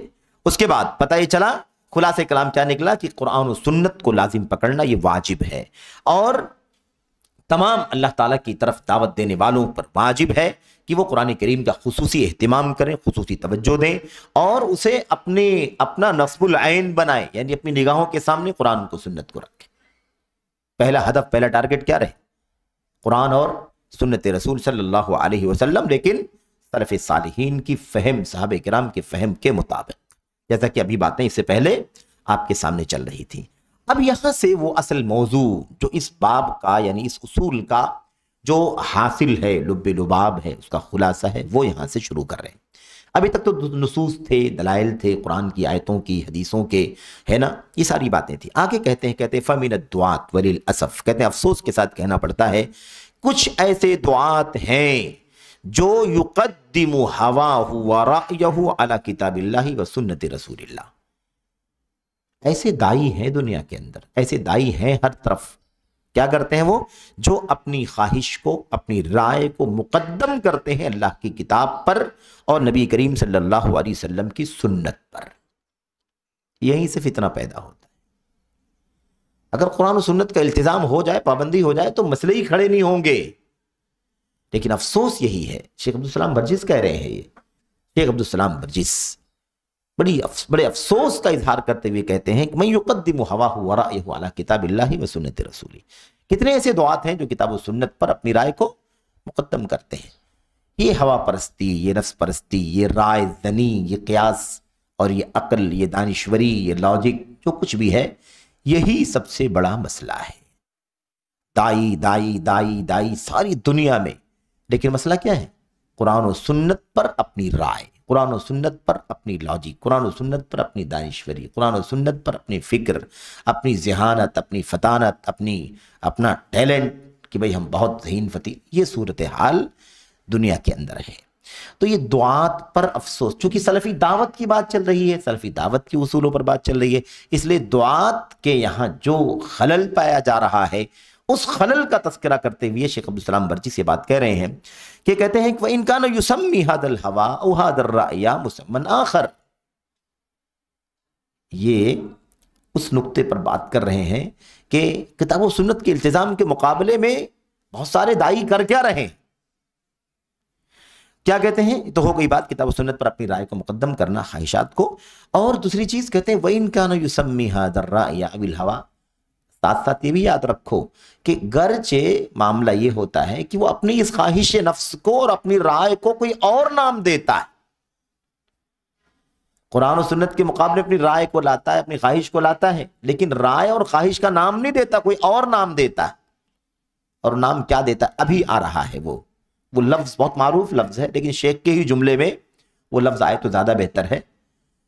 وہ کتاب و سنت کے سامنے اپنی عقل کو، اپنی رائے کو پیش کرتا ہے اور اس کا نام دوسرا دیتا ہے، بہت اچھا سا خوبصورت سا نام دیتا ہے، سنجیدہ سا نام، لیبررا، تاکہ اس کا وجہ جواز پیش کرے اور اپنی رائے اور اپنی عقل کو نیک بنائے، اپنی عقل کو، اپنی خواہشات نفس کو کیا بنا دے؟ وہ تبریر کرے، یعنی اس کو نیک اور اچھا ثابت کرے، اس کا وجہ جواز نکالے، تاکہ اس مخالفت کو کیا کرے؟ وہ مخالفت کا، اس خلاف ورزی کا جو اپنی عقل اور رائے سے وہ لایا ہے، اپنی خواہشات نفسانی سے، اس کو وہ اس کا وجہ جواز فراہم کرے۔ کہتے ہیں فَإِنَّ هَذِهِ التَّسْمِيَةَ لَا تُسْمِنُ وَلَا تُغْنِي مِن جُوع، لیکن یہ نام جو الگ نام دے رہا ہے اپنی رائے کو، اپنی قیاس کو، اپنی خواہشات نفسانی کو، گرچہ الگ نام دے رہا ہے، کہتے ہیں لَا تُسْمِنُ وَلَا تُغْنِي مِن جُوع، یہ قرآن کریم کی آیت سے لے لیا گیا ہے، لا یسمن ولا یغنی من جوع، یعنی کیا مطلب؟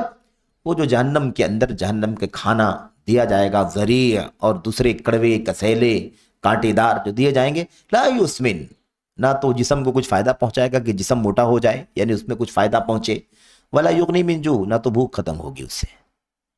تو اللہ یہ فرماتے ہیں، قرآن کریم کی آیت کریمہ کے سیاق میں اس طرح سے اس کو تضمین کر کے لے لیا گیا ہے، کہتے ہیں کہ یہ جو نام نیا رکھتے ہیں، اس نام سے نہ کوئی فائدہ ہوگا اور نہ اس سے بھوک مٹے گی۔ نام بدلنے سے کیا ہوتا ہے؟ خواہش نفس اور رائے کا فساد تو باقی ہی ہے۔ اچھا، وَلَا تَنْفَعُ شَيْءٍ عِندَ اللَّهِ، اور یہ چیز اللہ تعالیٰ کے ہاں کچھ بھی نفع بھی نہیں پہنچائے گی۔ کیوں؟ اس لیے کہ ناموں سے تعلق نہیں ہے، اصل تو حقیقتوں سے تعلق ہے، کیونکہ معاملہ کیا کہتے ہیں؟ لِأَنَّ الْأَسْمَاءَ لَا تُغَيِّرُ حقیقت المسمیات، کیونکہ نام رکھنے سے جن کی جو چیزیں ہیں ان چیزوں کی حقیقت تھوڑی بدل جائے گی۔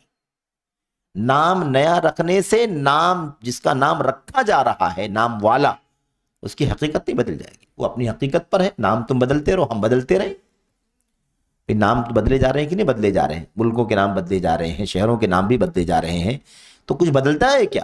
نام ہی بدل جاتا ہے، باقی چیزیں تو ویسی کی ویسی رہتی ہیں۔ تو ایسے ہی آپ سمجھیں کہ ناموں کے بدلنے سے حقیقتیں نہیں بدلتی۔ اب کوئی بھی نام رکھ لے، عقل پرستی اور ہوا پرستی اور خواہشات نفسانی کو نام کچھ بھی دے لے، وہ نام کیا ہے؟ شاید آگے نام آئے گا، اس کا نام ہے مصلحت۔ اس کا نام کیا ہے؟ مصلحت۔ کتاب و سنت کے سامنے مصلحت کا نام لے کر کے اپنی عقل گھسیڑنا، اپنا قیاس داخل کرنا، اپنی خواہشات نفسانی کو اس کے اندر مداخلت کرنے کے لیے اجازت دے دینا، یہ سب سے بڑا مسئلہ ہے۔ کتاب و سنت کے التزام، کتاب و سنت کی پابندی کے سامنے جو سب سے بڑا چیلنج ہے۔ اور ابھی آگے علامہ ابن القیم رحمۃ اللہ علیہ کی بہت پیاری بات آ رہی ہے، اس میں انہوں نے چھوٹے سے جملے میں، ایک پیراگراف میں، کتاب و سنت کی پابندی کے مقابلے میں عقل اور رائے اور ہوائے نفس کو لانے کا نقصان کیا ہوتا ہے، اس کو پورے طور پر ایک نچوڑ کی شکل میں بیان کر دیا ہے۔ وہ بات آگے آ رہی ہے۔ یہاں پر میں عرض یہ کر رہا تھا، یہاں دیکھیے کیا کہا کہ یہ لوگ جو ہے، اچھا بڑا مشکل مسئلہ کیا ہے، وہ خاص بات یہاں پر شیخ ذکر کر رہے ہیں۔ کہتے ہیں وَمَّا يَجْعَلُونَهُ أَنَّ مَنْ نَاوَاهُمْ وَعَادَاهُمْ وَكَشَفَ مَا يَنْطَوْنَ عَلَيْهِ مِنَ الْبَاطِلِ يُجَوِّزُونَ الْاِفْتِرَاءَ عَلَيْهِ۔ اور میں سمجھتا ہوں کہ یہ کتنے درد سے، کتنے دکھ سے شیخ عبدالسلام برجس نے بات لکھی ہوگی، اور کس کرب کے ماحول نے ان کے دل پر، ان کے ذہن پر اثر ڈالا ہوگا کہ جس کے نتیجے میں قلم پر یہ جملے آ گئے ان کے. اتنے عظیم الشان، اتنی باریک بات. ساتھ ساتھ کہتے ہیں ایک مسئلہ یہ بھی ہے کہ کہاں گیا یہ، کہتے ہیں فالذین یجعلون مصلحۃ الدعوہ، کہتے ہیں جو لوگ دعوت کی مصلحت کو، آ گیا نا لفظ مصلحت والا لفظ، کہتے ہیں دعوت کی مصلحت یہ ہے، قرآن یہ ہے، سنت یہ ہے، لیکن دعوت کی مصلحت، جبکہ دعوت کی مصلحت نہیں، اپنی عقل ہے اور اپنی منمانی خواہشات، اپنی سوچ، اس کو نام کیا دے دیا؟ دعوت کی مصلحت. کہتے ہیں یہ لوگ دعوت کی مصلحت کو قرآن کریم اور سنت کے معارض بناتے ہیں، قرآن کے خلاف، سنت کے خلاف دعوت کی مصلحت، اور اسے مقدم کرتے ہیں قرآن و سنت کے نصوص پر. ایسے لوگ راہ راست سے بھٹک چکے ہیں، ایسے لوگ گمراہی کے راستے پر چل رہے ہیں. اب اس کے بعد ایک مثال دیتے، کہتے ہیں ایک مثال دیکھو کہ یہ بھی چلتا ہے، لوگ کیا کیا کرتے ہیں، ان میں سے ایک چیز یہ بھی ہے. کہتے ہیں ایک چیز یہ ہے کہ جو کچھ یہ کر رہے ہیں ان میں سے ایک چیز یہ ہے کہ جو ان کی مخالفت کرتا ہے، کن کی؟ انہی مصلحت کے نام پر، دعوت کی مصلحت کے نام پر عقل پرستی کرنے والے، خواہشات کے پیچھے چلنے والے، جو لوگ ان کے خلاف، یعنی ان سے نفرت رکھتے ہیں، ان سے دشمنی کرتے ہیں اور ان کی غلطیاں اور ان کی سوچ کو بے نقاب کرتے ہیں، ان لوگوں کی حرکت ان کے ساتھ کیسے ہوتی ہے؟ یہ آپ سمجھ لیں کہ یہ باتیں دعوت کے میدان میں اور اس کی جڑوں میں، اس کی رگ و ریشے میں پیوست ہونے والوں کی زبان سے ایسی باتیں آ سکتی ہیں. اتنی باریکی کوئی اور آدمی نہیں بتا سکتا، نہیں لکھ سکتا. شیخ عبدالسلام برجس کو اللہ تبارک و تعالیٰ اپنی رحمت میں جگہ عطا فرمائے، ان کی مغفرت فرمائے کہ انہوں نے کتنا عظیم الشان کارنامہ چھوٹی سی کتاب کے اندر انجام دے دیا ہے.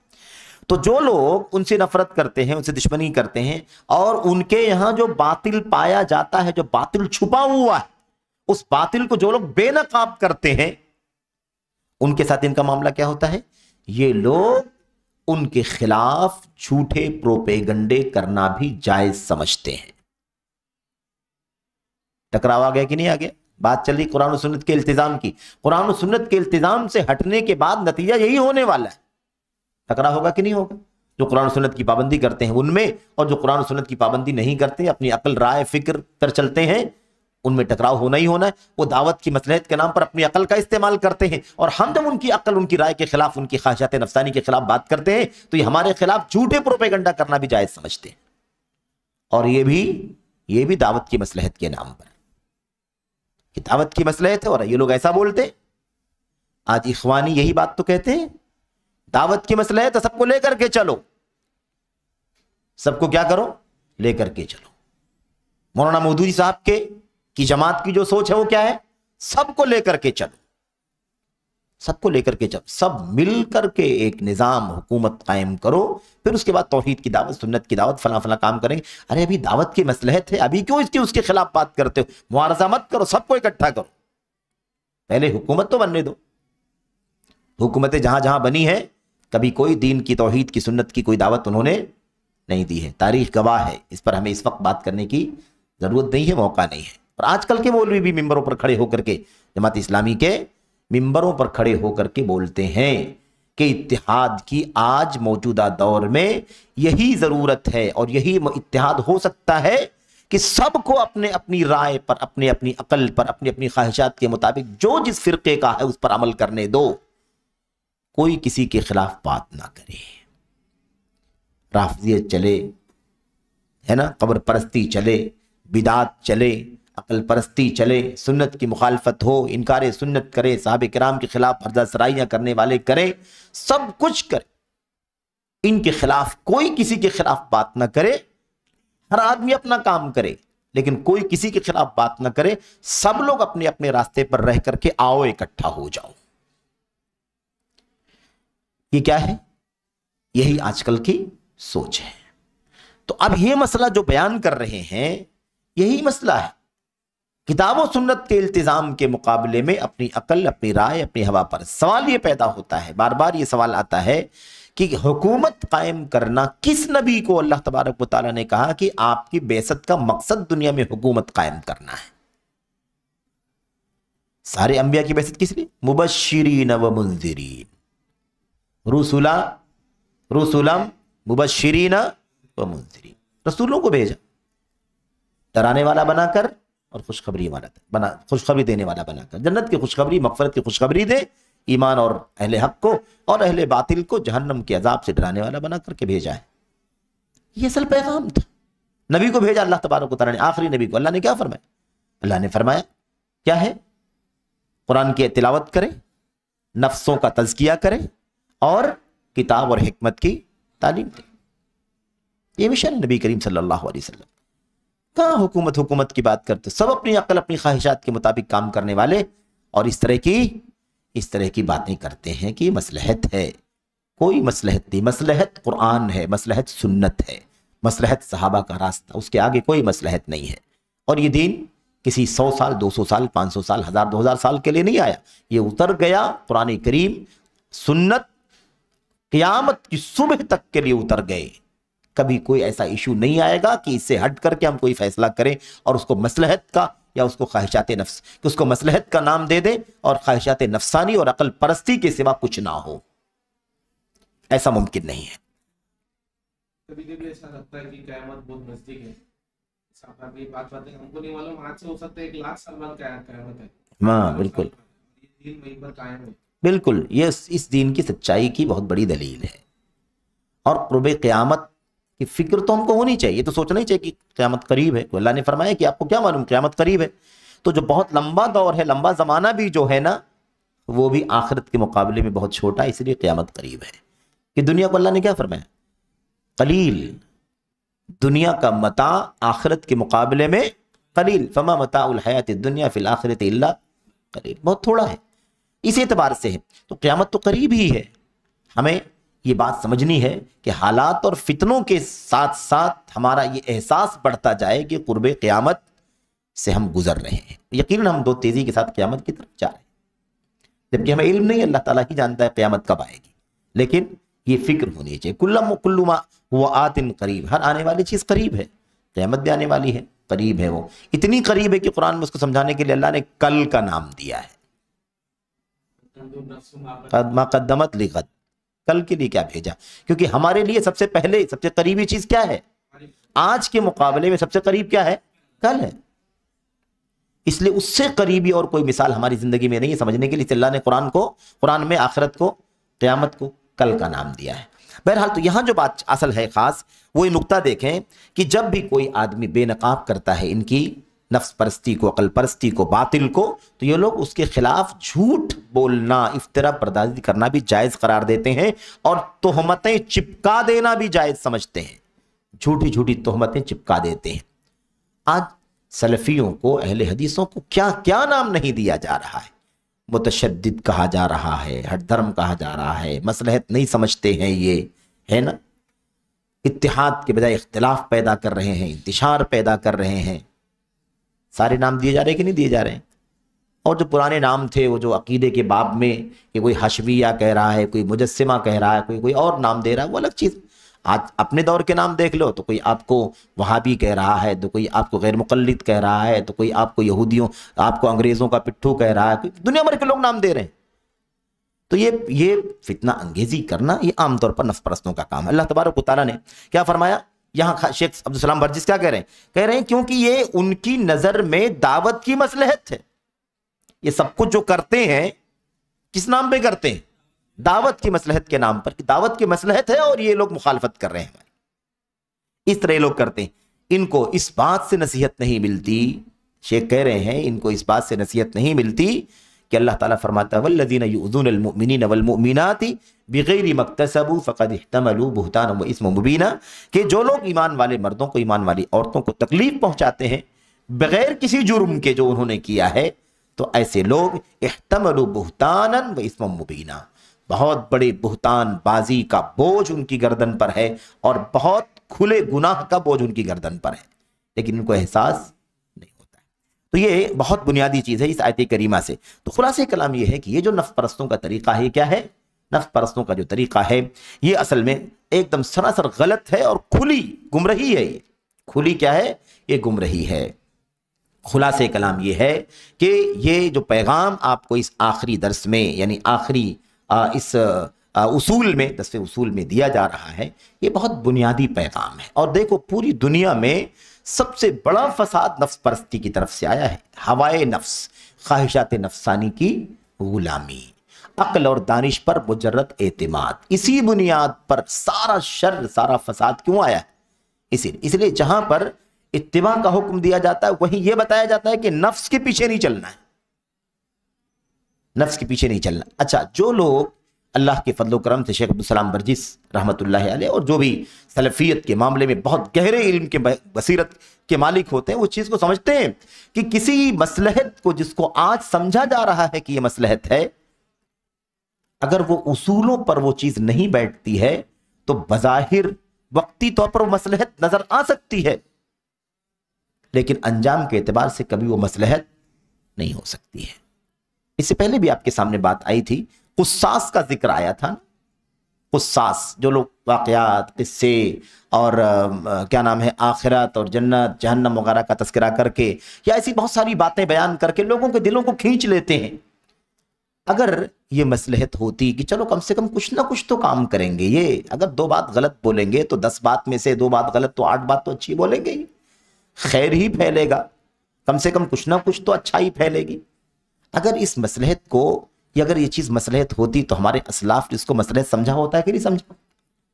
इसको मसलहत समझा होता, लेकिन नहीं, मालूम था उनको कि 8 में 10 में से 8 बातें सही बोलेंगे, 2 बात गलत बोलेंगे, लेकिन फिर भी इसको मसलहत नहीं समझा, बल्कि उस पर बैन लगाया, कदगन लगाया। क्यों? इसलिए कि मसलहत नहीं है, ये मसलहत नहीं है। ये आज जो फितना चल रहा है, ये कुस्सास का नाम आज चला गया, कुस्सास का नाम आजकल रवाज में नहीं है, है ना। लेकिन जो ऐसे हम कहें कि जो लोग गैर उलमा का जो फितना चल रहा है उसके अंदर ये मसला है कि नहीं मसला है? हम कहें तो कौन कह सकता है कि जो भी ये बातें बयान करते हैं, बोलते हैं, तकरीर करते हैं, वो सारी की सारी बातें गलत होती हैं? क्या कोई ऐसा बोलता है? ना ऐसा कोई बोलता है, ना ऐसा कोई बोल सकता है, और ना ऐसा है भी नहीं। लेकिन मसला ये है कि वो जो 2%, 8%, 10 में से 2 मतलब 20%, 10%, 9, 3%, 4%, जो भी है, जो भी वो गलत करेंगे उसका इम्कान 100% मौजूद है कि नहीं मौजूद है? जब उनकी बुनियादें बराबर नहीं है इल्म की गहराई की, तो वो कितनी गलतियां करेंगे कुछ कहा नहीं जा सकता। आप सोचिए कि अगर ये मसलहत होती तो हमारे असलाफ ने इसको रवा समझा होता है कि नहीं रवा समझा होता?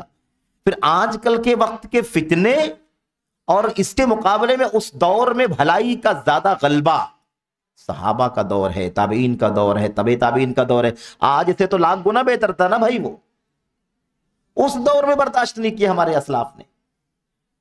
तो आज अगर हमारे किबार उलमा इस बात से मना करते हैं तो वो समझते हैं कि मसलहत किसको कहा जाता है, मसलहत किसको कहा जाता है। तो किताब और सुन्नत के इल्तिज़ाम में ये चीज़ दाखिल है। आप इस चीज़ को भी महसूस करें कि हमारा जो सबसे पहला जो सबक था, पहला जो उसूल था, मुझे याद पड़ता है गालिबन इल्म के बारे में था, तलब इल्म के बारे में था ना। देखो खोल करके किताब को, पहला उसूल था गालिबन तलब इल्म और उस पर तवज्जो और उसका एहतिमाम, उससे लगाव, पढ़ना पढ़ाना, समझ रहे हैं। और फिर यहाँ पर आखिरी उसूल क्या है? आखिरी उसूल किताब और सुन्नत का इल्तिज़ाम। किताब और सुन्नत का इल्तिज़ाम करने से पहले किताब और सुन्नत का इल्म होना जरूरी है, वरना पाबंदी होगी कैसे? भाई गवर्नमेंट का कोई सर्कुलर आ जाए, इसकी पाबंदी करनी जरूरी है, तो सर्कुलर की पाबंदी बाद में करेंगे, पहले उसको जाने तो कि लिखा क्या है उसके अंदर, उसका मकसूद क्या है, उसका मुराद क्या है, उसमें कौन सी शिक है, कौन सा गोशा है। तो इस तरह से ये मसाइल खड़े होते हैं। अब किताब और सुन्नत का इल्तिज़ाम ना करने की वजह से मुश्किलात कितनी खड़ी हो जाती हैं। अच्छा, ये चूंकि ये आखिरी दर्स है, इसलिए ख़ास बात ये भी आप जहन में रखें कि पता नहीं इसके बाद फिर हम यहाँ मतलब इस तरह की इस दर्स के सिलसिले में जमा हो ना हो, तो आज के इस दर्स के हिसाब से कुछ सवालात आप लोगों के जहन में हो तो भी आप पूछ लें, कोई पेचीदगी बाकी ना बचे, क्योंकि बहुत ज़्यादा सवाल जवाब का मौका नहीं रहा है। हम लोगों के पास वक्त की हमेशा किल्लत रही है, क्योंकि जितना हाज़िरी होनी चाहिए उतनी हाज़िरी तो हमारी हुई नहीं है आपके बीच में। तो अब हफ्ते में 2 दिन अगर आप आते हैं तो हम 1 ही दिन आते हैं आपके पास, तो जितना सबक होना चाहिए उतना सबक भी नहीं होता। तो इसलिए वक्त कम गया है आपके लिए, और इस तरह की मजलिसें नहीं हुई कि आप सवालात करें जवाबात। तो आज चूँकि आखिरी है, इसलिए 10-15 मिनट जो आप लोग चाहेंगे बाद में सवालात भी करना, ताकि इश्कालात ख़त्म हो जाएं। ये उसूल या इसके पहले के उसूल जो भी, यानी पूरे रिसाले के एतबार से जो आपने पढ़ा है, ताकि ये चीज़ जो है ना, मतलब ऐसी कोई चीज़ तिश्ना ना रहे। आप पूछना चाहें तो पूछ सकते हैं, ताकि कोई गलत फहमी ना रहे। गलत फहमी हो जाती है कभी, इससे पहले वाले सेशन में सवाल जवाब के मसले में आप लोग उलझ गए, ऐसा पता चला मुझे। तो बहरहाल ये चीज़ अच्छी नहीं है, तस्फिया हो जाना चाहिए, इत्मीनान हो जाना चाहिए। और चूँकि हम सलफ़ी दावत ही के उसूल पढ़ रहे हैं, तो सवाल ये पैदा होता है कि अब इन उसूलों को पढ़ने के मामले में भी उलझ जाएंगे तो इसकी इस्लाह कब करेंगे, कहाँ करेंगे? तो ये चीज़ नहीं होनी चाहिए। तो हमें करना ये है कि अगर हम ये थोड़ी सी बात है, इंशाल्लाह मैं इसका खुलासा आपके सामने पेश कर देता हूँ, और फिर उसके बाद जो कुछ भी आप अगर चाहें ना, तो कुछ सवालात वगैरह भी कर सकते हैं। अच्छा, मैं असल बात आपसे ये कह रहा था कि अल्लामा इब्नुल क़य्यिम रहमतुल्लाहि अलैह ने बड़ी अजीमुश्शान और जामे बात कही है। किस चीज़ की? किताब व सुन्नत की पाबंदी ना करने के नतीजे में होता क्या है। किताब व सुन्नत का इल्तिज़ाम ना हो, जैसा कि सलफ़ी दावत का उसूल है, तो होता क्या है? कहते हैं कि अच्छा, ये बात तो हो गई जो शेख कह रहे थे, इसका खुलासा यहाँ पर कर लेते हैं कि ये लोग जो है वो ईमान वालों पर इल्ज़ाम लगाते हैं, उनको तकलीफ़ पहुँचाते हैं, उनके ख़िलाफ़ है ना झूठा इल्ज़ाम लगाते हैं, नहीं समझते हैं कि अल्लाह ताला फरमाता है कि ईमान वाले मर्दों और ईमान वाली औरतों को तकलीफ़ पहुँचाने वालों का अंजाम कितना बुरा है, उससे बचना चाहिए। कहते हैं ये बहुत बड़ी गलती है और खुली गुमराही है। जो लोग भी इस तरह के काम में मुलव्वस हो गए हों, नफ्स परस्ती कर रहे हों, कुरान और सुन्नत का इल्ज़ाम ना करें, उन्हें चाहिए कि अल्लाह से तौबा करें, अल्लाह से रुजू करें, क्योंकि जिस रास्ते पर, जिस मौक़िफ़ पर ये चल रहे हैं, ये खुली गुमराही है और बहुत घिनौना जुर्म है। शेख कह रहे हैं ज़लालुम मुबीन व जुर्मुन शनी', बहुत खुली गुमराही है और क्या है, और गंदा और घिनौना जुर्म है। कहते यही वो चीज़ है जिससे सलफ़ ने डराया है। असल में यही हकीकत में यही वो इम्तिदाद है अहले राय का, जिनसे हमारे सलफ़ ने रोका है। कुरान करीम की आयतों की तफसीरों में भी, और उसके अलावा मुस्तकिल तौर पर आपको एक चैप्टर मिलेगा अकीदे के बाब में। वो क्या मालूम है आपको? वो है राय की मजम्मत। राय की मजम्मत यानी राय मजमूम है, अपनी राय लाना नहीं है कुरान सुन्नत के सामने।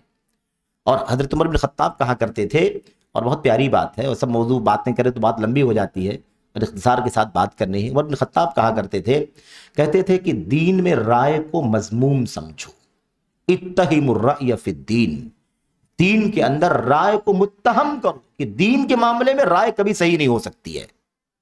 और साथ साथ क्या कहते थे? अल्लाहु अकबर, कहते थे कि ये अहले राय हैं। उमर बिन खत्ताब क्या कहते थे? कहते थे ये अहले राय हैं, इनसे हदीसें याद न हो सकी तो इन्होंने दीन में अपनी राय पेश कर दी। कहते आयतहुमुल अहादीस अन यहफज़ूहा वक़ालू बिर्राय वज़ल्लू वअज़ल्लू, इनके बस में नहीं रहा, आजिज रह गए सुन्नत को याद करने, हदीसों को याद करने से आजिज रह गए, सुन्नत को और हदीसों को अजबर करने से कि उसको याद कर लें, गले लगा लें और दिलो दिमाग में बिठा लें, अमल कर, इससे आजिज रह गए, नाकारा रह गए। तो अब क्या बाकी बचा भाई? अपनी अकल का इस्तेमाल करना शुरू कर दी। कम समझिए जी, तो असल यही है, समझना क्या है कि एक तरह की महरूमी है। इशारा क्या कर रहे हैं? कह रहे हैं ये नाकारे थे, नाकारे थे, आजिज हैं, निकम्मे हैं, सुन्नत नहीं याद करे, इस वक्त अकल का इस्तेमाल करना शुरू कर दिया इन लोगों ने।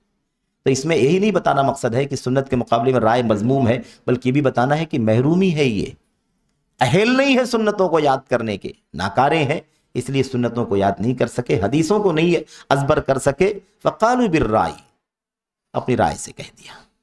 सलफ कहा करते थे, कहते थे कि जो कुछ अल्लाह के नबी सल्लल्लाहु अलैहि वसल्लम की तरफ से आए उसे ले लो, जो कुछ सहाबा की तरफ से आए उसे ले लो, जो कुछ उनके ताबईन की तरफ से आए उसे ले लो, और जो राय से आए उसे क्या करो?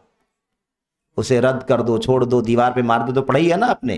सलफ कहा करते थे फबुल अलैहि, उस पर पेशाब कर दो। मजम्मत इतनी है ना, तो राय का कोई दखल नहीं। राय तो नाकिस है भाई, राय नाकिस है। कुरान और सुन्नत के नुसूस के सामने राय की कैसी कीमत हो सकती है? अक्ल की अहमियत है, सूझबूझ की अहमियत है, लेकिन उसे एक बतौर मुआविन हक को समझने के लिए इस्तेमाल करना है, उसी को हाकिम बना करके मनमानी नहीं करना। जरूरी नहीं है कि कोई आदमी बहुत ज़हीन हो और किसी चीज को मसलहत समझता हो, दीन और दावत के नाम पर वो मसलहत भी हो, कोई जरूरी नहीं है। समझ रहे हैं? ऐसा हो सकता है। इसलिए हमें क्या करना है?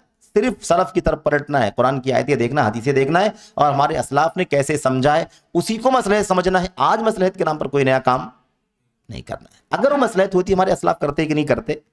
کیے ہوتے وہ۔ اگر ہم پابند نہیں ہوں گے، کہیں نہ کہیں آزاد ہوں گے، تو ضرور مشکل کھڑی کریں گے، جیسا کہ مشکلات کھڑی ہوتی ہیں اس طرح کے معاملات میں۔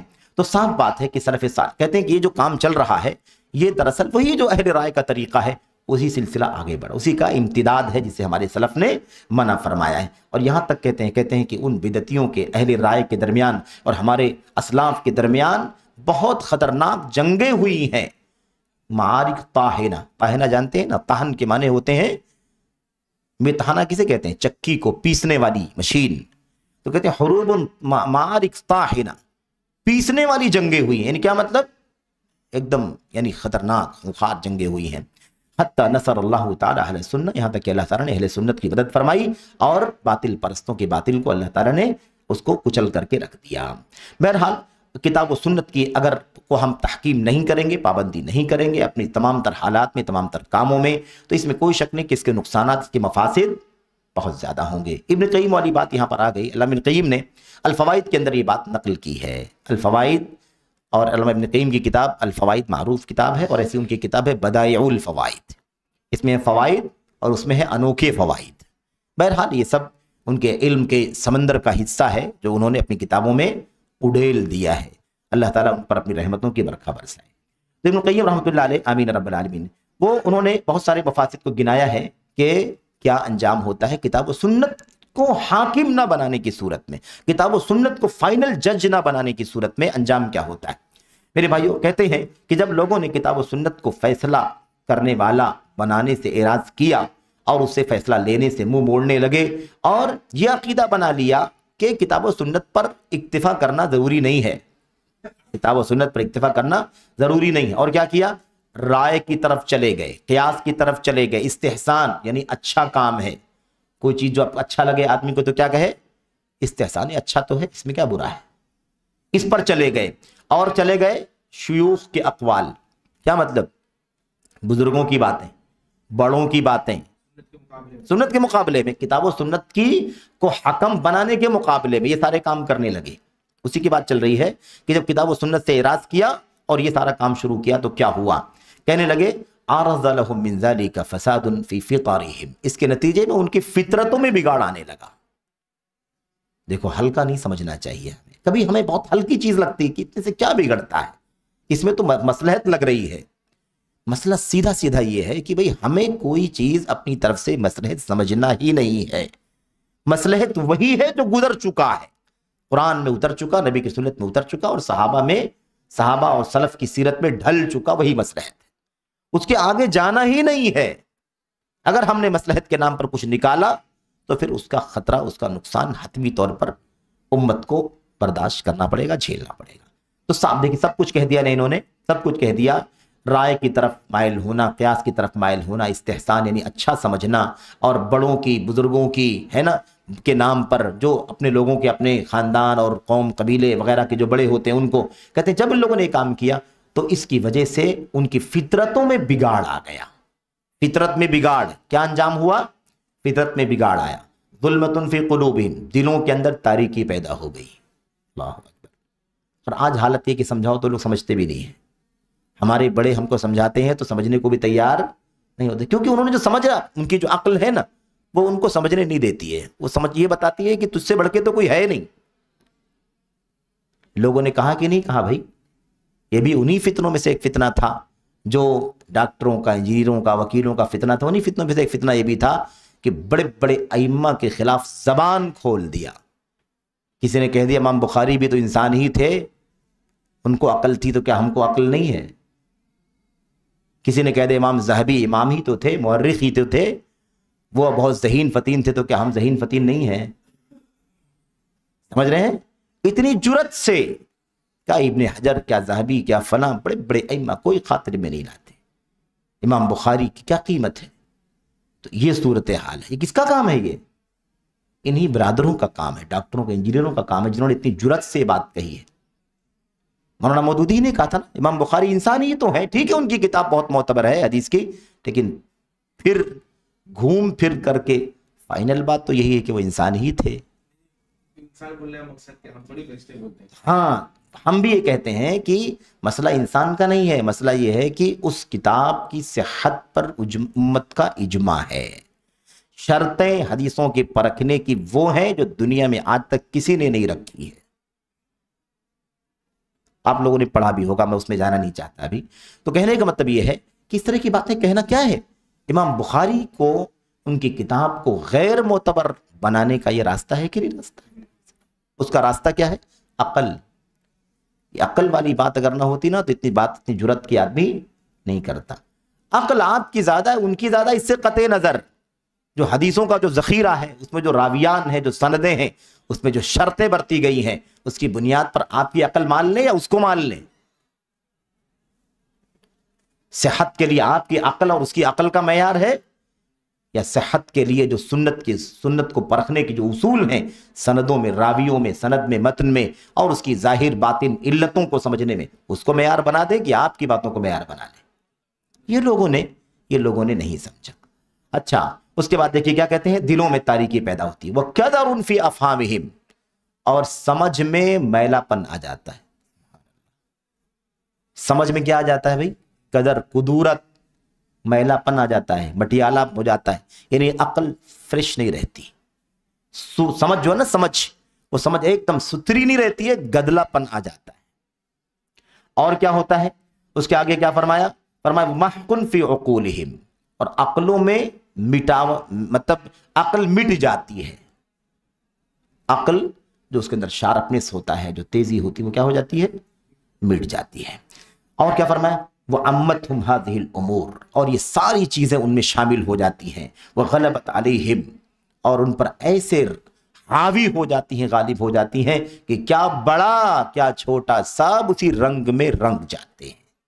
बूढ़ा भी उसी रंग में, और बच्चा और जवान भी उसी रंग में रंग जाता है। और क्या फरमाया? होता यह है कि फिर वो उनको मुनकर नजर ही नहीं आता है कि गलत है ये। वो अकल, वो राय परस्ती, वो नफ्स परस्ती जो कुरान और सुन्नत को छोड़ करके उन लोगों ने बनाया है, ऐसा उसके रंग में रंग जाते हैं कि उन्हें एहसास भी नहीं होता है कि ये क्या है, ये मुनकर है। नहीं एहसास होता इसका। फलम यरूहा मुनकरा, इसे मुनकर नहीं समझते। क्या होता है अब उसके बाद देखिए हालात, ये पूरा नक्शा खींच रहे हैं। कह रहे इब्न क़य्यिम रहमतुल्लाह अलैह कहते हैं यहां तक कि मामला ये होता है कि धीरे धीरे दूसरी हुकूमत बनती है तो इसी उसूल पर बन जाती है। हुकूमत कुरान पर, सुन्नत पर, सहाबा के उसूलों पर कायम थी, और जब इन बिदतियों का, अकल परस्तों का, नफ्स परस्तों का फितना आया, कुरान और सुन्नत को छोड़ने का काम किया गया, उसको हाकिम और फैसल नहीं बनाया गया, जज नहीं बनाया गया कुरान और सुन्नत को, और ये पूरी फिजा बिगाड़ दी गई। छोटा बड़ा बूढ़ा सब के सब उसी रास्ते पे ढल गए, चल पड़े। धीरे धीरे ये एहसास भी खत्म हो गया कि हम जो कर रहे हैं ये मुनकर है, और फिर उसी पर कोई नई हुकूमत कायम हो गई तो फिर पूरी ताकत उसको मिलेगी कि नहीं मिलेगी? तो फिर हुआ क्या? उसके बाद फिर पूरा काया पलट, सुन्नतें खत्म हो गई, बिदतें उसकी जगह पर आ गई। इब्न क़य्यिम क्या फरमाते हैं? कहते हैं साफ साफ, कहते हैं कामत फीहल बिदा मकामत सुनन, ये नुकसान है किताब और सुन्नत का इल्तिजाम न करने का नुकसान। अल्लाह की फरमाते इब्न क़य्यिम रहमतुल्लाह अलैह कि सुन्नतों की जगहों पर बिदतें आ गई। अल्लाह अकबर। वो हदीस याद आती है अल्लाह के नबी की, या सहाबे किराम का असर है मौकूफ, सही असर सनद के साथ, कि हालत ये हो जाएगी कि सुन्नतें पामाल की जाएंगी, बिदतों का दौर दौरा हो जाएगा। हत्ता इज़ा तुरिका मिन्हा शैउन क़ालू तुरिकतिस सुन्ना, उन बिदतों में से किसी बिदत को अगर कोई छोड़ देगा तो उल्टा लोग बिदती कहेंगे सुन्नत को छोड़ा जा रहा। ये कहां से ले आए? अभी मैं कल कहीं बात कर रहा था, कल या परसों कहीं बात कर रहा था, हमने कहा कि आज हालत ऐसी हो गई है, मतलब मैं अमली बिदतों की मिसाल करूं, जो अक़ीदे और मनहज की बिदत, खारजियत, राफ़िज़ियत की बात तो आप जानते ही हैं। आप कहें कि ये मिलाद क्या है, ईद मिलादुन नबी क्या चीज है, तो लोग हैरत से देखते हैं कैसा मुसलमान है, इसको ईद मिलादुन नबी नहीं मालूम, गुस्ताख है नबी का, अल्लाह के नबी की पैदाइश का इसको पता नहीं, रजब के कूड़े नहीं मालूम, कैसा मुसलमान है। और रजब ही चल रहा है ना ये महीना, रजब का कूड़ा नहीं मालूम, कैसा मुसलमान है ये। सारी दुनिया रजब के कूड़े मनाती है और आफियत में जिंदगी गुजारती है, तुमको इतना नहीं मालूम? शाबान, 15 शाबान की इतनी बड़ी फजीलत है, शब बरात, शब बरात, तुमको पता ही नहीं है। सफ़र में ये है और मुहर्रम में ये है और फला, तुमको पता ही नहीं है। हालत ये हो गई कि सुन्नत वाला अजनबी है, सुन्नत वाला अजनबी है और बिदअत वाला असल बन गया है। आज वो हमको कहते हैं सुन्नत को छोड़ा जा रहा है, तो बिदतें जब हावी हो जाती हैं तो हालत ही हो जाती है। इब्न क़य्यिम फरमाते रहमतुल्लाह अलैह कि बिदतों ने सुन्नतों की जगह ले लिया और नफ्स परस्ती ने, ख्वाहिशात ने सूझबूझ की जगह ले लिया। आप समझने को तैयार ही नहीं, बस जो है बस वही मानना है। और क्या कहा, वल हवा मकाम रुश्द, और रुश्द नेकी और हिदायत के रास्ते पर की, हिदायत के रास्ते की जगह पर क्या आ गया, नफ्स परस्ती, ख्वाहिशात की गुलामी। हिदायत की जगह पर जलालत आ गई, मुनकर, मारूफ की जगह पर मुनकर आ गया, इल्म की जगह पर जहालत आ गई, इखलास की जगह पर रियाकारी आ गई, हक की जगह पर बातिल आ गया, सच्चाई की जगह पर झूठ आ गया, नसीहत और खैरखाही की जगह पर दीन से, अकीदे से समझौता करना और उसूलों को बेच देना आ गया, जिसको मुदाहनत कहते हैं, समझौता करना, दीन अकीदे को नजरअंदाज कर देना, जाए चला जाए कोई फर्क नहीं पड़ता, इसको कहते हैं मुदाहनत। इसने किसकी जगह ले लिया, नसीहत की जगह ये आ गया, और अदल व इंसाफ की जगह पर जुल्म आ गया। ये सूरत हाल, कितनी बातें इब्न क़य्यिम ने फरमाई। ये सारा अंजाम किसका है, कुरान और सुन्नत को हकम न बनाने का नतीजा है, अक्ल राय नफ्स परस्ती करने के पीछे चलने का ये नतीजा है। कहते हैं जब ऐसे ही चलता है तो सारी हुकूमत और गलबा इन्हीं चीजों का हो जाता है। हुकूमत भी इसी पर चलती है और गलबा भी, चलन भी इन्हीं तमाम चीजों का हो जाता है। और सब के सब जो लोग होते हैं उस मुल्क में, उसके जो अहल यानी वहां के बासी मुल्क के, वो सब के सब इसके शरीक बन जाते हैं। इन्हीं को सरों पर बिठाया जाता है, इन्हीं का नाम होता है, इन्हीं का चर्चा होता है, इन्हीं की फजीलत होती है, इन्हीं के तस्करे चलते हैं, इन्हीं को लोग इशारों से, वाह देखो क्या है, कितने बड़े लोग हैं, कैसे लोग हैं। ये सूरत हाल, जबकि ये मामला बदल गया है अब, जब किताब और सुन्नत की बालादस्ती छोड़ करके लोग अक्ल और राय के पीछे चलने लगे, वरना इसके पहले वो था, कुरान और सुन्नत वालों को सरों पर बिठाया जाता था, कुरान और सुन्नत की पाबंदी करने को मेरे भाइयों शरफ और सादत समझा जाता था। ये बात थी। कहते हैं ये सूरत हाल, लेकिन जब ये बिदअत और नफ्स परस्ती की सूरत हाल पैदा हुई, कुरान और सुन्नत की बालादस्ती गई और इसकी पाबंदी खत्म हुई, तो हर सूरत में क्या हो गया, हर सूरत में इस हुकूमत के दूसरी जो बिदअत और अक्ल पर चलने वाली जो हुकूमतें हैं, उनके आने के बाद पूरा का पूरा मामला बदल गया। तौहीद कुरान और सुन्नत के झंडे झुका दिए गए और इन झंडों को उनकी जगहों पर खड़ा कर दिया गया, और उसके लश्कर पीछे चले गए और इसके लश्कर आगे आ गए।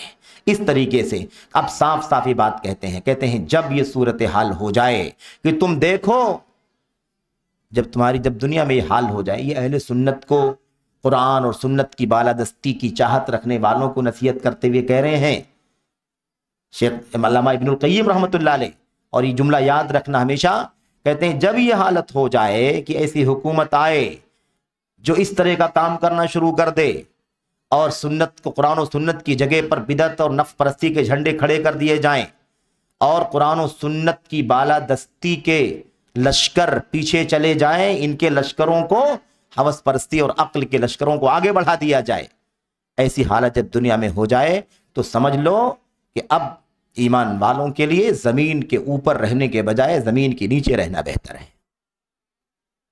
जमीन के पीठ से बेहतर जमीन का पेट है।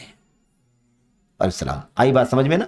और क्या फरमाया, पहाड़ों की चट्टानें और पहाड़ों की बुलंदियां, पहाड़ों की चट्टानें, ये नरम जमीनों पर जो काबिल रिहाइश जगह हैं, उन जगहों के मुकाबले में ज्यादा बोदोबाश के लायक हो गई हैं, और इंसानों के झुरमुट में रहने के बजाय हैवानों, वहशियों और दरिंदों के बीच में रहना ज्यादा बेहतर है।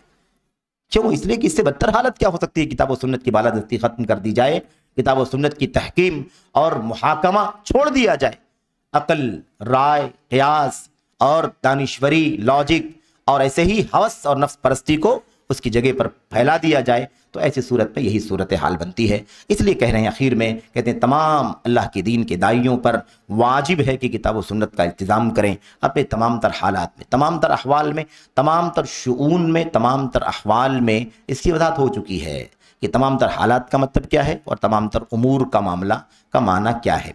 तो तमाम तर हालात में किताब व सुन्नत की पाबंदी होनी चाहिए, और क्योंकि इसी में हर तरह का खैर है, हर तरह की भलाई है, और दुनिया में भी आखिरत में भी इसका नेक सिला और बदला है। अल्लाह से दुआ है अल्लाह ताला हम सबको इसकी तौफीक अता फरमाए। और बात तो लंबी है, अभी बहुत सारी बातें आगे मौजूद हैं, लेकिन सिर्फ उसका खुलासा ये है कि यही काम हमारे असलाफ का था, हमारे असलाफ का था। शुरू में जो बात शेख ने छेड़ी थी कि हमारा काम क्या है, हमारा काम ईमान वालों का है कि समेना व अताना कहें। अहले किताब यहूद व नसारा का काम था कि वो अल्लाह का फरमान आने के बाद समेना व असैना कहा करती थी। हमारा काम नहीं है, हमारा काम ये है। उसकी मिसाल देते हुए शेख ने कहा कि जब ये आयत करीमा उतरी थी, इन तुब्दू माफी अनफुसिकुम औ तुख्फूहु युहासिबकुम बिहिल्लाह, कि तुम जो जाहिर करोगे या दिल में रखोगे उस पर भी तुम्हारा हिसाब होगा। जब आयत करीमा उतरी थी तो सहाबे कराम में से कुछ लोगों ने क्या कहा, परेशान हुए और कहा अल्लाह के नबी, अब तक जितने अहकाम अल्लाह की तरफ से आए, नमाज रोज़े हज ज़कात सब तो हम करते थे और हमें उसको करने में कोई परेशानी नहीं थी, हमारे बस में था, हम करते थे, कर रहे हैं, करेंगे। लेकिन इस आयत करीमा में अल्लाह का एक ऐसा हुक्म आ गया है, अल्लाह के नबी हम इसकी ताकत नहीं रखते, नहीं कर पाएंगे। अब दिल में जो सोचेंगे उस पर भी हिसाब होगा तो कैसे हम कर पाएंगे। क्या है ना, कहा तुब्दू मा अनफुसिकुम, जो तुम अपने दिल में अपने जी में जाहिर करते हो या छुपाते हो, अल्लाह ताला तुमसे उसका मुहासबा करेगा। तो जब साहबा ने कहा कि हमारे बस का नहीं है अल्लाह के नबी, तो अल्लाह के नबी ने क्या फरमाया, ये काम अच्छा नहीं है, आप यहूदियों की तरह ईसाइयों की तरह मत करें। वो ये कहा करते थे हमारे बस का नहीं है, अमल नहीं कर पाएंगे। ये भी अल्लाह का फरमान आया, तभी तुमको क्या कहना चाहिए, समेना व अताना कहना चाहिए। साहबे किराम को अल्लाह के नबी ने समझाया, साहबे किराम ने समेना व अताना कहा कि ठीक है अल्लाह के नबी, जो हमारे बस में अमल करेंगे। अल्लाह ताला ने उस मुश्किल को आसान कर दिया। अगली आयत में अल्लाह ने फरमाया ला युकल्लिफुल्लाहु नफ्सन इल्ला वुसअहा, जो तुम्हारे बस में उतना ही करना है, तुम्हारे बस में जो नहीं है अल्लाह ताला तुमसे उसका मुआखजा करेगा ही नहीं। तो ऐसे समओतात का नतीजा ये होता है कि अल्लाह की तरफ से आसानियां हो जाती हैं। बहरहाल ये चंद बातें थी। अल्लाह से दुआ है कि अल्लाह ताला हम सबों को किताब और सुन्नत की बालादस्ती की तौफीक अता फरमाए और उसका इल्तिज़ाम करने, उसकी तहकीम यानी उसको फैसल और जज बनाने की तौफीक अता फरमाए। और मुहाकमा का माना होता है कि मसाइल जब हों तो फैसला लेने के लिए किताब और सुन्नत की तरफ रुजू किया जाए। तो तहकीम का मतलब है उसको फैसल और जज तस्लीम करना, और मुहाकमा का मतलब होता है आमदन अपने मसाइल को किताब और सुन्नत की तरफ ले जाना और तहकील करवाना। अल्लाह से दुआ है कि अल्लाह ताला हम सबको अमल की तौफीक अता फरमाए, आमीन रब्बल आलमीन। ये चंद उसूल थे जो पढ़े गए, इसमें जो भी कमियां हैं वो सब हमारी तरफ से हैं, शैतान की तरफ से हैं, और जो कुछ अच्छाइयाँ हैं वो अल्लाह की तरफ से हैं।